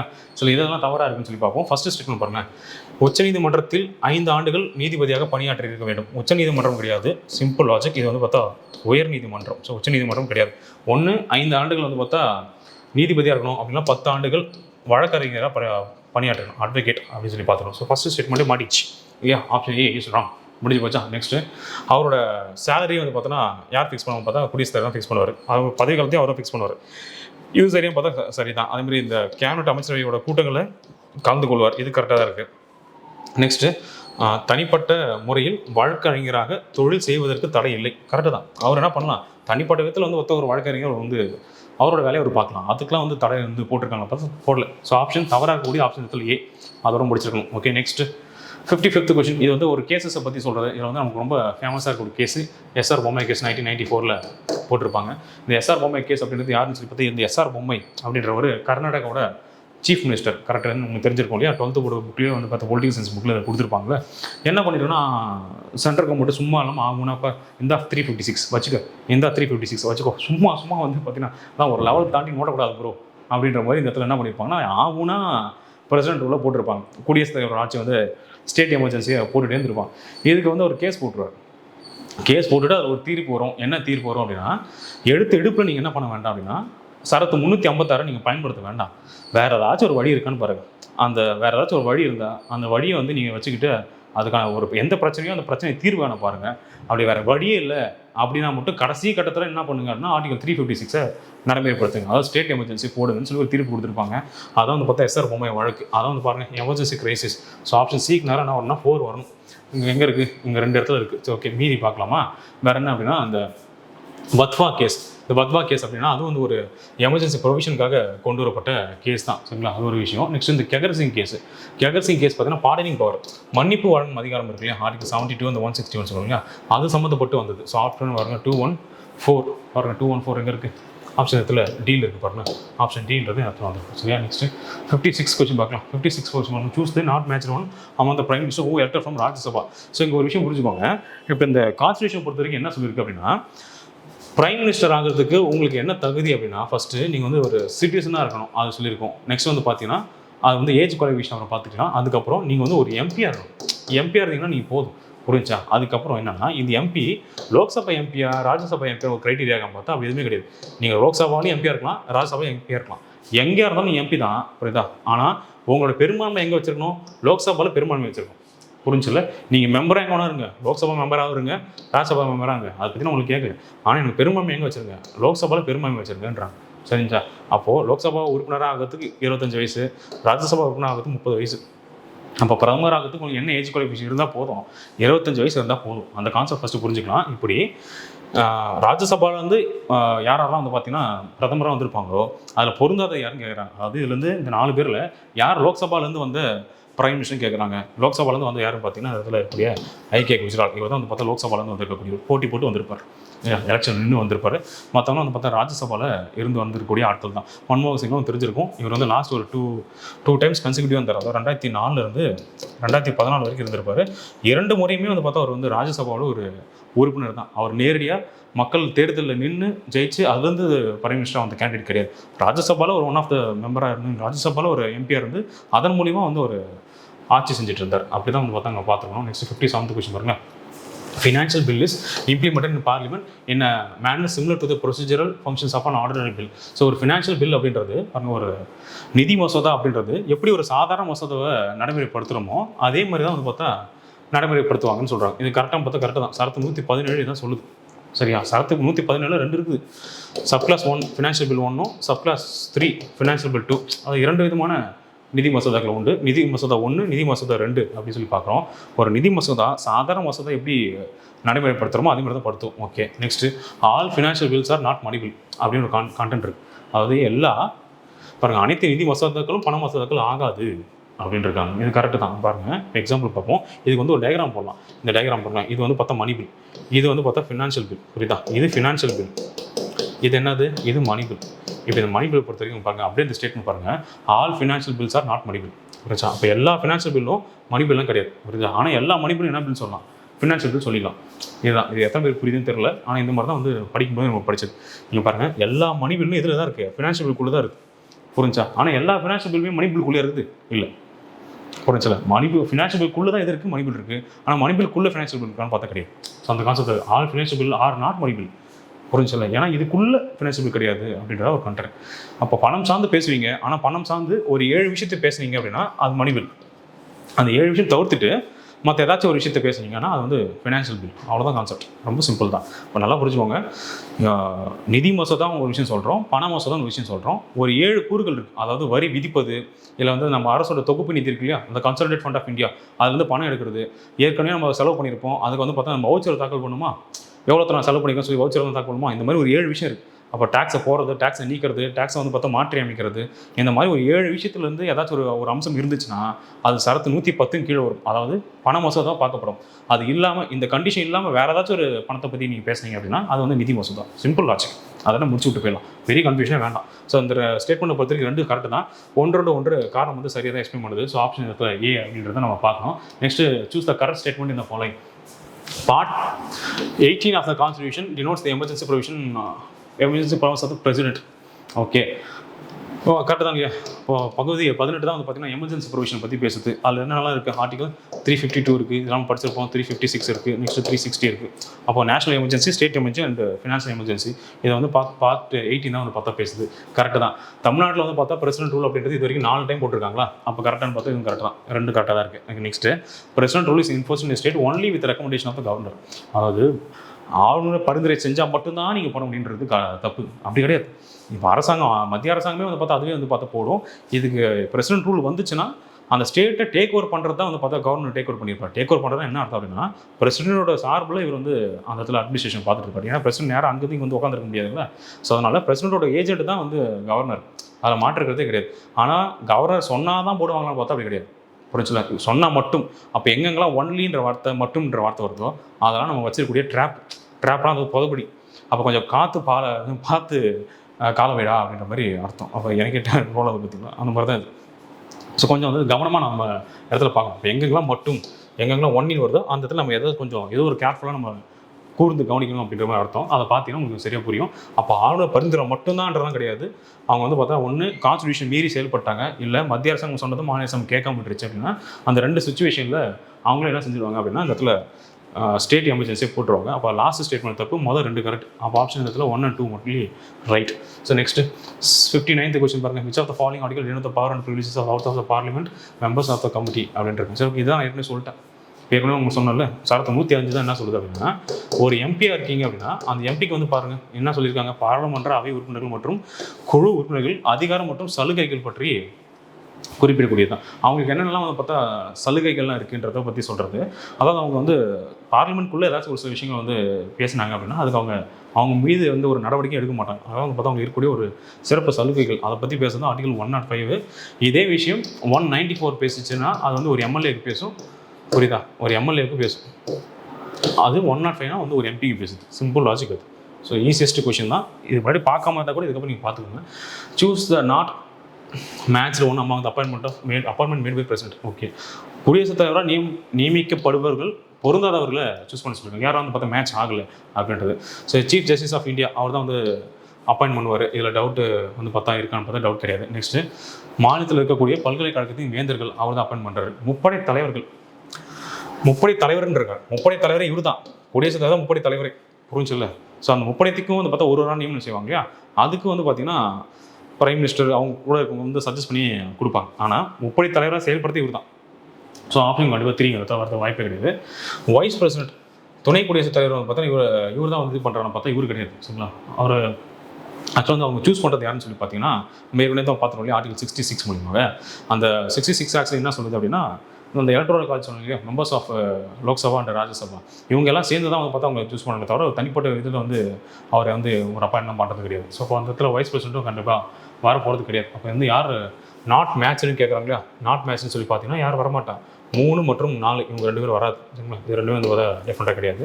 ஸோ அப்போ ஆப்ஷன் வந்து பார்த்தோன்னா நாட் மேட்ச்சில் 3 and 4. ஸோ இதுதான் வந்து பார்த்தா நம்ம பார்த்துக்கணும். ஸோ நெக்ஸ்ட் பார்க்கலாமா. 61 பாருங்களேன்.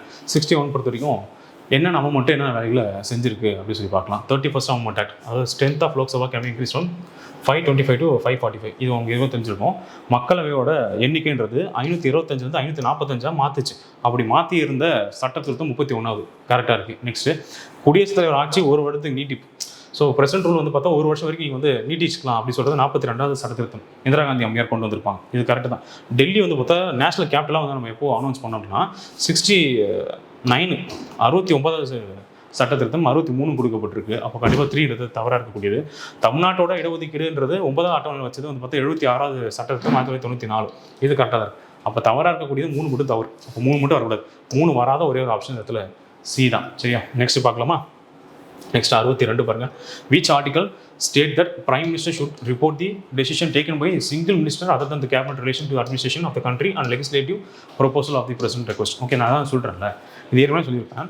என்ன சொல்லியிருப்பேன் பாருங்கள். ஸ்டார்டிங்காக சொன்னால் ஆர்டிகல் 78ல் ஒரு அமைச்சர் எடுத்துருக்காருன்னு வச்சுக்கோங்களேன். ஒரு மினிஸ்டர் அவர் ஒரு டெசிஷன் எடுத்துகிட்டு மீதி இருக்கக்கூடிய எல்லா மினிஸ்டர் அதை வேணான்னு சொன்னால் கூட அதை பற்றி யார்கிட்ட சொல்லணும், பிரதமர் குடியரசுத் தலைவர்கிட்ட சொல்லணும். இந்த இன்ஃபர்மேஷன் அங்கே சொல்லியிருக்கு.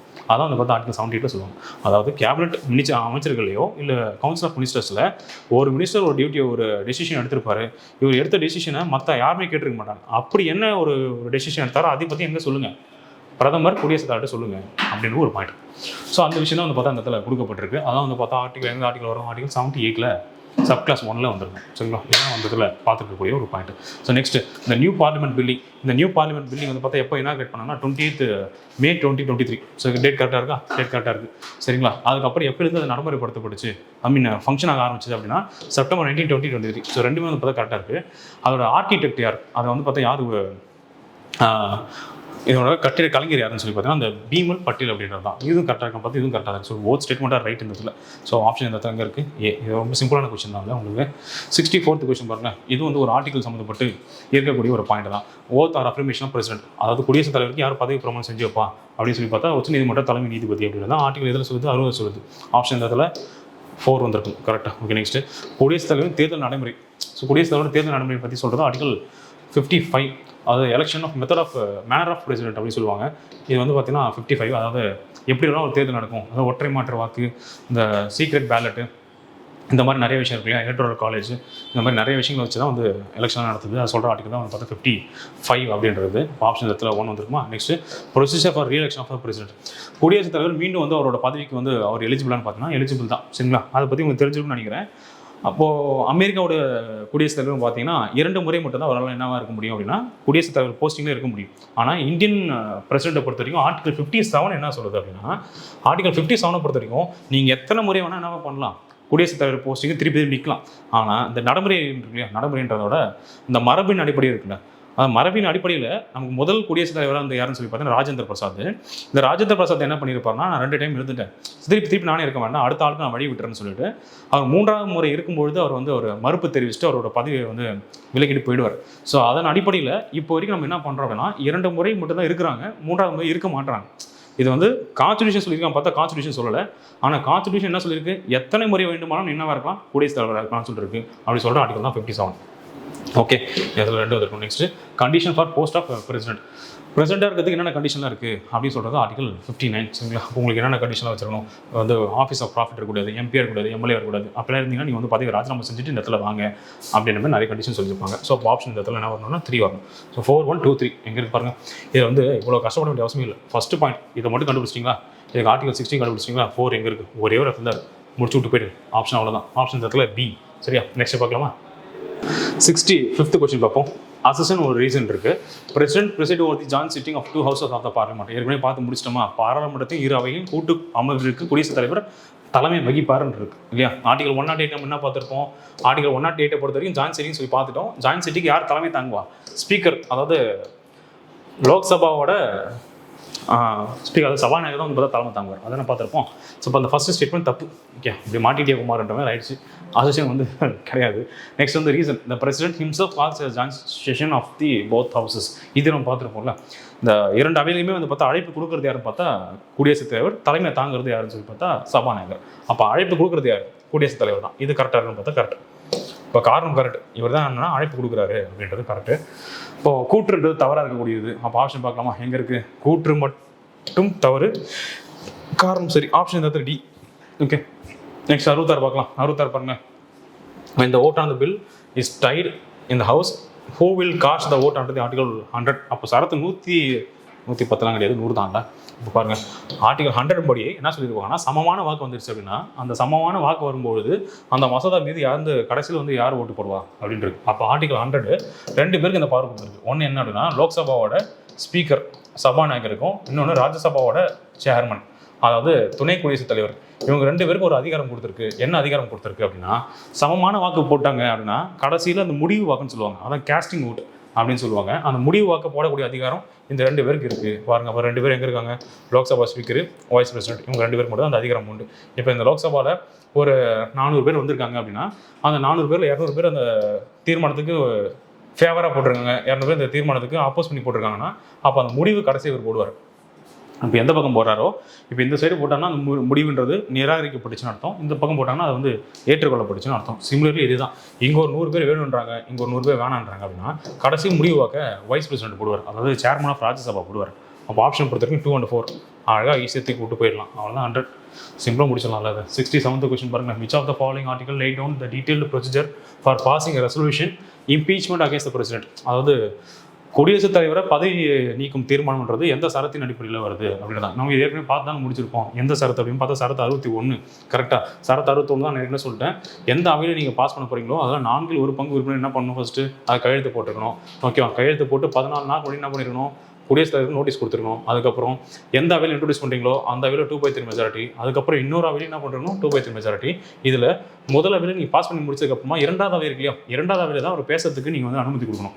அப்போ இரண்டாவது அவையில் அவர் தன்னோட தரப்பின் விவாதம் என்னமோ அது கொடுப்பாரு. ஆனால் குடியரசுத் தலைவரை எந்த சுச்சுவேஷனில் நம்ம பதவி நீக்கம் செய்யலாம்னா ஒரே ஒரு சுச்சுவேஷன் தான், அண்டர் ஒன் கண்டிஷன்.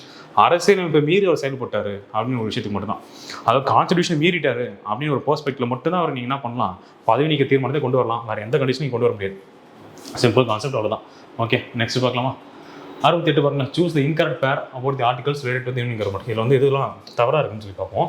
மத்திய நிர்வாகத்துறை அப்படின்றது 52 இந்த இடத்துல 78.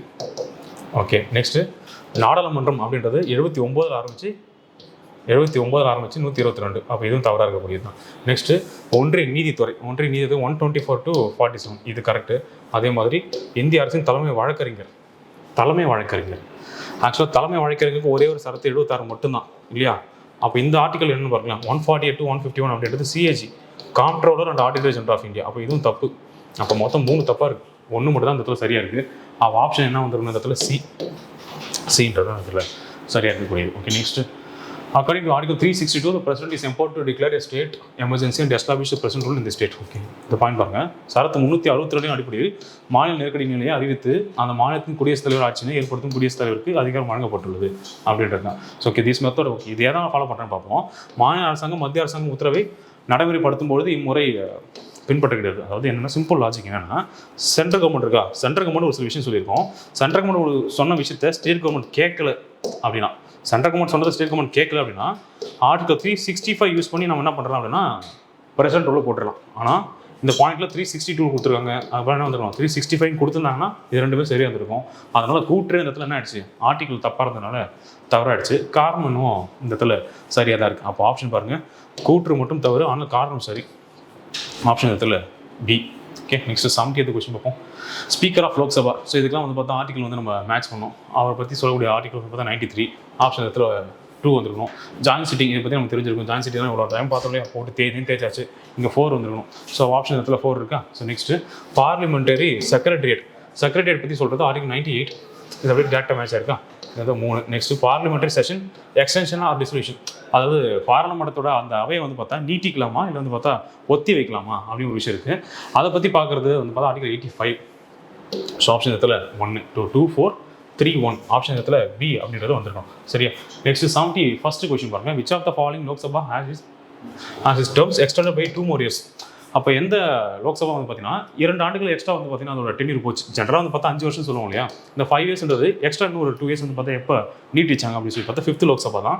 இப்போ இயர் வந்து பார்த்தா 1971 77 வரைக்கும் இது வந்து எக்ஸ்டெண்ட் பண்ண போச்சு. ஸோ ஒரு 2 இயர்ஸ்ன்றது எக்ஸ்டெண்ட் ஆயிருக்கும். ஸோ இது வந்து இதுதான் ஆப்ஷன் இதுக்கு பி அப்படின்னு இருக்குது. நெக்ஸ்ட் 72nd கொஸ்டின் பார்க்கலாம். Money bill is introduce with parliament only of the recommendation of the president. இது கரெக்டாக பார்த்தா கரெக்ட் தான். இப்போ பண மசோதா குடியரசுத் தலைவரோட பரிந்துரைக்கு பின்னர் தான் இந்த இடத்துல நீங்கள் என்ன பண்ண முடியும், பார்லிமெண்ட்டில் கொண்டு வர முடியும். ஓகே, நெக்ஸ்ட் இந்த president sends the money bill back to the reconsideration can be amended again and get in assent. அதாவது இந்த பாயிண்ட் பொறுத்த வரைக்கும் அவர் திருப்பி வந்து மறுபரிசீலனைக்கு அனுப்பிச்சிட்டாருன்னா அதுக்கப்புறம் மறுபடியும் அவர் கையெழுத்து போடுவான்னு இருக்குது. ஆனால் அந்த பாயிண்ட் பொறுத்த வரைக்கும் அவரால் என்ன செய்ய முடியாது, மறுபரிசீலனைக்கு அனுப்பவே முடியாது. ஆப்ஷன் இடத்துல 2 வந்து தப்பு. So one of the duty of the president is to decide the share of income tax for that state. அதாவது இப்போ வருமான வரியிலிருந்து மாநிலங்களுக்கு பங்கினை முடிவு செய்வது குடியரசுத் தலைவரின் பணிகளில் ஒன்றாகும். இது கரெக்டாக தான் இருக்குது. இந்த பாயிண்ட் கரெக்ட். இப்போ ஆப்ஷன் 2 மட்டும் இந்த தப்பு. கொஸ்டினில் கேட்குறது சரியாக தப்பாக கேட்க கீழே ஆப்ஷன்ஸ் தான் பார்க்க முடியும். ஆப்ஷன் வச்சு நம்ம பார்க்கும்போது 1 and 3 ஆர் ட்ரூ. ஆப்ஷன் இடத்துல பி தான். ஸோ 1 மற்றும் 3 இதுதான் சரி. ரெண்டாவது வந்து பார்த்தா அந்த இடத்துல தவறாக இருக்குது. Next arrange the chronological order of the president based on their tenures. ஸோ அவங்களோட பதவி காலத்தை வச்சு நம்ம பார்க்கலாம். இந்த சங்கர் தயாள் சர்மா அப்படின்றவர் 92 97 வரைக்கும் இருந்திருப்பார். நெக்ஸ்ட்டு நீலம் சஞ்சீவ் ரெட்டி இவர் வந்து பார்த்தா 1977 82 வரைக்கும் இருந்திருப்பார். ஓகேவா. நெக்ஸ்ட் வந்து பாருங்கள், வெங்கட்ராமன் வந்து பார்த்தீங்கன்னா 1987 92 வரைக்கும் இருந்திருப்பார். நெக்ஸ்ட் இவர் வந்து கேஆர் நாராயணன் 1997 2002. ஸோ இந்த ஆர்டர் தான். இந்த ஆர்டரில் யார் ஃபஸ்ட்டு வந்திருக்கா பாருங்கள். ஃபஸ்ட்டு வந்திருக்கிறது இவர் தான் வந்திருக்காரா, நீலம் சஞ்சீவ் ரெட்டி. கரெக்டாக இதுதான் 2. அதுக்கப்புறம் அடுத்தது வெங்கட்ராமன் 3 வந்திருக்காரு. அதுக்கப்புறம் ஆப்ஷன் 1 வந்திருக்கணும். அதுக்கப்புறம் லாஸ்ட் ஆகுது கேஆர் நாராயணன். இப்போ 2, 3, 1, 4 ஆப்ஷன் பாருங்கள். 2, 3, 1, 4 இதெல்லாம் சிம்பிளஸ்ட் கொஷின் தான். ஆனால் என்ன ஒன்று, இந்த டைம்லாம் கொஞ்சம் நம்ம ஞாபகம் வச்சுருக்கணும். அதான் கொஞ்சம் ஒரு பெரிய விஷயம். ஏன்னா ப்ரிலிம்ஸ்க்கும் இதுக்கு பார்த்தீங்கன்னா அதான் கொஞ்சம் ஒரு முக்கியமாக இருக்கக்கூடிய ஒரு பாயிண்ட் தான். Which of the following laws can not be brought under பிரசிடென்ட்டோட ஆர்டினன்ஸ். ஓகே, அந்த அவசர சட்டம் இருக்குது. அவசர சட்டத்தில் எது உள்ளே வராது. அதாவது ஒரு சாதாரண ஒரு புதிய சட்டத்தை நீங்கள் அவசர சட்டம் போட்டு இயக்கலாம், இல்லை வரி தொடர்பான ஒரு சட்டத்தை இயக்கலாம். ஆனால் சட்ட திருத்த மசோதான்றதை இயக்க முடியாது. அதாவது கான்ஸ்டிடியூஷனில் போயிட்டு ஏதாச்சும் ஒரு திருத்தம் மேற்கொள்றீங்கன்னா அதை போய் குடியரசுத் தலைவர் ஒரு அவசர சட்டமாக போட முடியாது, அப்படிலாம் பண்ண முடியாது. அப்போ இந்த ஆப்ஷன் சி பார்த்தீங்கன்னா கண்டிப்பாக இது பொருந்தாமல் இருக்கிறது இதுதான். நெக்ஸ்ட்டு, பாராளுமன்றத்தை இயற்றப்பட்ட சட்டங்களில் சில மாற்றுதல்கள். இப்போ ஆல்ரெடி ஏதாச்சும் ஒரு சட்டம் போட்டிருக்காங்கன்னா அந்த சட்டத்தை குட்டி சேஞ்ச் பண்ணலாமா பார்த்தா அந்த சேஞ்சஸ்லாம் பண்ணலாம். அதெல்லாம் நீ ஒரு அவசர சட்டம் போட்டு கொண்டு வரலாம். ஆனால் இது ஒரு ரொம்ப முக்கியமான ஒரு பாயிண்ட் இருக்குது. ஏன்னா ஒரு தனி பகுதியாக வச்சிருக்கிறோம். கரெக்டாக பார்ட் 20 சொல்லி தனி ஒரு பகுதியாகவே இருக்குது. இந்த ஒரு விஷயத்தை போய் நீ ஒரு சாதாரண ஒரு ஆடியன்ஸ் போட்டு நான் கிரியேட் பண்ணலாம்னு சொல்லி விட்டுற முடியுமா? விடவே முடியாது. ஏன்னா constitution highest law of the land. இப்போ நம்ம ஒட்டுமொத்த நாட்டோட மிக உயர்ந்த சட்டம் இது பார்த்தா இந்தியாவோட அரசியலமைப்பு தான். அது ஈஸியாக ஜஸ்ட் லைக் தட் அவசரமாக ஒரு சட்டம் போட்டுக்க ஜாலியாக கிரியேட் பண்ணிக்க விட்டுலாமா? இல்லை, அதெல்லாம் விட முடியாது. இல்லை, அப்போ கண்டிப்பாக அது வராது. லாஜிக் வைஸ் நீங்கள் திங்க் பண்ணி பார்த்தீங்கன்னா இது இம்பாசிபிள் இல்லை, அது வரக்கூடாதுன்னு புரிஞ்சு வச்சுக்கோங்க. ஆப்ஷன் இடத்துல சி, கடைசி லாஸ்ட் பிரம்மாயுதம் பார்த்துருவோம். Okay, power of Supreme Court enquiry into and pronounce upon the doubts and controversies arising out of the election of president and vice president. Okay, first ஒரு point. Next, Supreme Court declare it invalid, no one can change the decision. Sir, okay, ரொம்ப சிம்பிளான concept தான். குடியரசுத் தலைவர், துணை குடியரசுத் தலைவர் தேர்தல் பற்றி எழும் சந்தேகங்கள் மற்றும் சர்ச்சைகள் ஆய்வு செய்வது, வெளியிடுவது உச்சநீதிமன்றம் மட்டும்தான். அதாவது சுப்ரீம் கோர்ட் மட்டும்தான் என்ன பண்ணணும்னா பிரசிடென்ட்டோட எலெக்ஷன் சம்மந்தப்பட்டு வரக்கூடிய டவுட்ஸோ இல்லை வைஸ் பிரசிடென்ட் சம்மந்தப்பட்டு வரக்கூடிய டவுட்ஸோ அது ஒன்று தான் கிளாரிஃபை பண்ணும். இது சொல்கிற ஆர்டிகல் 71 புரிஞ்சா? அதே மாதிரி உச்சநீதிமன்றம் செல்லாது என அறிவித்து விட்டால் அந்த தீர்ப்பை யாராலும் ரத்து செய்ய முடியாது. இப்போ சப்போஸ் பாருங்க, அந்த மாதிரி இவரோட எலெக்ஷன் செல்லாதுன்னு சொல்லிட்டாங்கன்னா அந்த தீர்ப்பு நீங்கள் யாராலும் நீங்கள் ரத்துலாம் செய்ய முடியாது. அது சொன்னது தான், கதம் பாபா ஸ்டைலில் அது முடிஞ்சிச்சு. ஸோ அவ்வளோதான். இது சொல்கிறது ஆர்டிகல் பார்த்தா 71. ஓகே, ஸோ சிம்பிளாக முடிஞ்சு போச்சு. இப்போ கான்ஸ்டியூஷன் ஆஃப் இந்தியாவோட முடிவுகளை வந்துட்டோம். மோஸ்ட்லி ரொம்ப பெரிய கஷ்டமாக நீங்கள் எதிர்பார்த்து இருக்காதுன்னு தான் நான் நினைக்கிறேன். உங்களுக்கு அப்படி தான் இருக்கான்னு எனக்கு தெரியல. கொஞ்சம் மேலோட்டமாக தான் அடுத்த கட்டத்துக்கு லைட்டாக நீங்கள் போகிற மாதிரி தெரிஞ்சிருக்கோம். ஸோ இதுக்கப்புறம் தான் இன்னும் கொஞ்சம் மேஜராக கூடிய கொஷின்ஸ்லாம் நம்ம ஃபேஸ் பண்ணவே போகிறோம். இதுக்கப்புறம் தான் நம்ம ஃபேஸ் பண்ண போகிறோம். ஸோ வழக்கமாக நான் சொல்கிற அதே சேம் டைலாக் தான். ஹோப் மட்டும் நீங்கள் விடாதீங்க. ஹோப் விடாமல் நீங்கள் மாட்டும் ஜம்முன்னு ஜாலியாக படிங்க. ஓகேவா? ரிசல்ட் வர வரைக்கும் நீங்கள் முடிச்சுட்டே இருக்குங்க. ஒன்றும் பிரச்சனை இல்லை. வந்ததுக்கப்புறம் அடுத்த கட்டத்தை நம்ம அதை பார்த்துக்கலாம். அதை பற்றி கவலையே பட வேண்டாம். What ever the result maybe, பண்ணுற ஒர்க்கை நம்ம பண்ணிகிட்டே இருக்கலாம். ஆனால் நீங்கள் செய்கிற ஒர்க்கு என்றைக்குமே உங்களை அடுத்து உங்களோட கீழே கொண்டு போய் விடாது. கண்டிப்பாக நீங்கள் நினைக்காத இடத்துல மேலே தான் கொண்டு போய் வைக்கும். அது ரியல் லைஃப்பில் நானும் பார்த்துருக்கேன், பலரையும் பார்த்துருக்கேன். என் லைஃப்லையும் அதை பார்த்து தான் இருக்கேன். படிப்பை நம்பினீங்க அப்படின்னா அந்த படிப்பு ஒருபோதும் உங்களுக்கு கைவிடத்துக்கு வாய்ப்பே கிடையாது. அதை நீங்கள் நம்புங்க, அது உங்களை ஜாலியாக நம்புவது. Okay, all the best. மறுபடியும் நெக்ஸ்ட் வீக் அடுத்த ஒரு எக்ஸ்ப்ளனேஷன் பார்க்கலாம். தேங்க்யூ.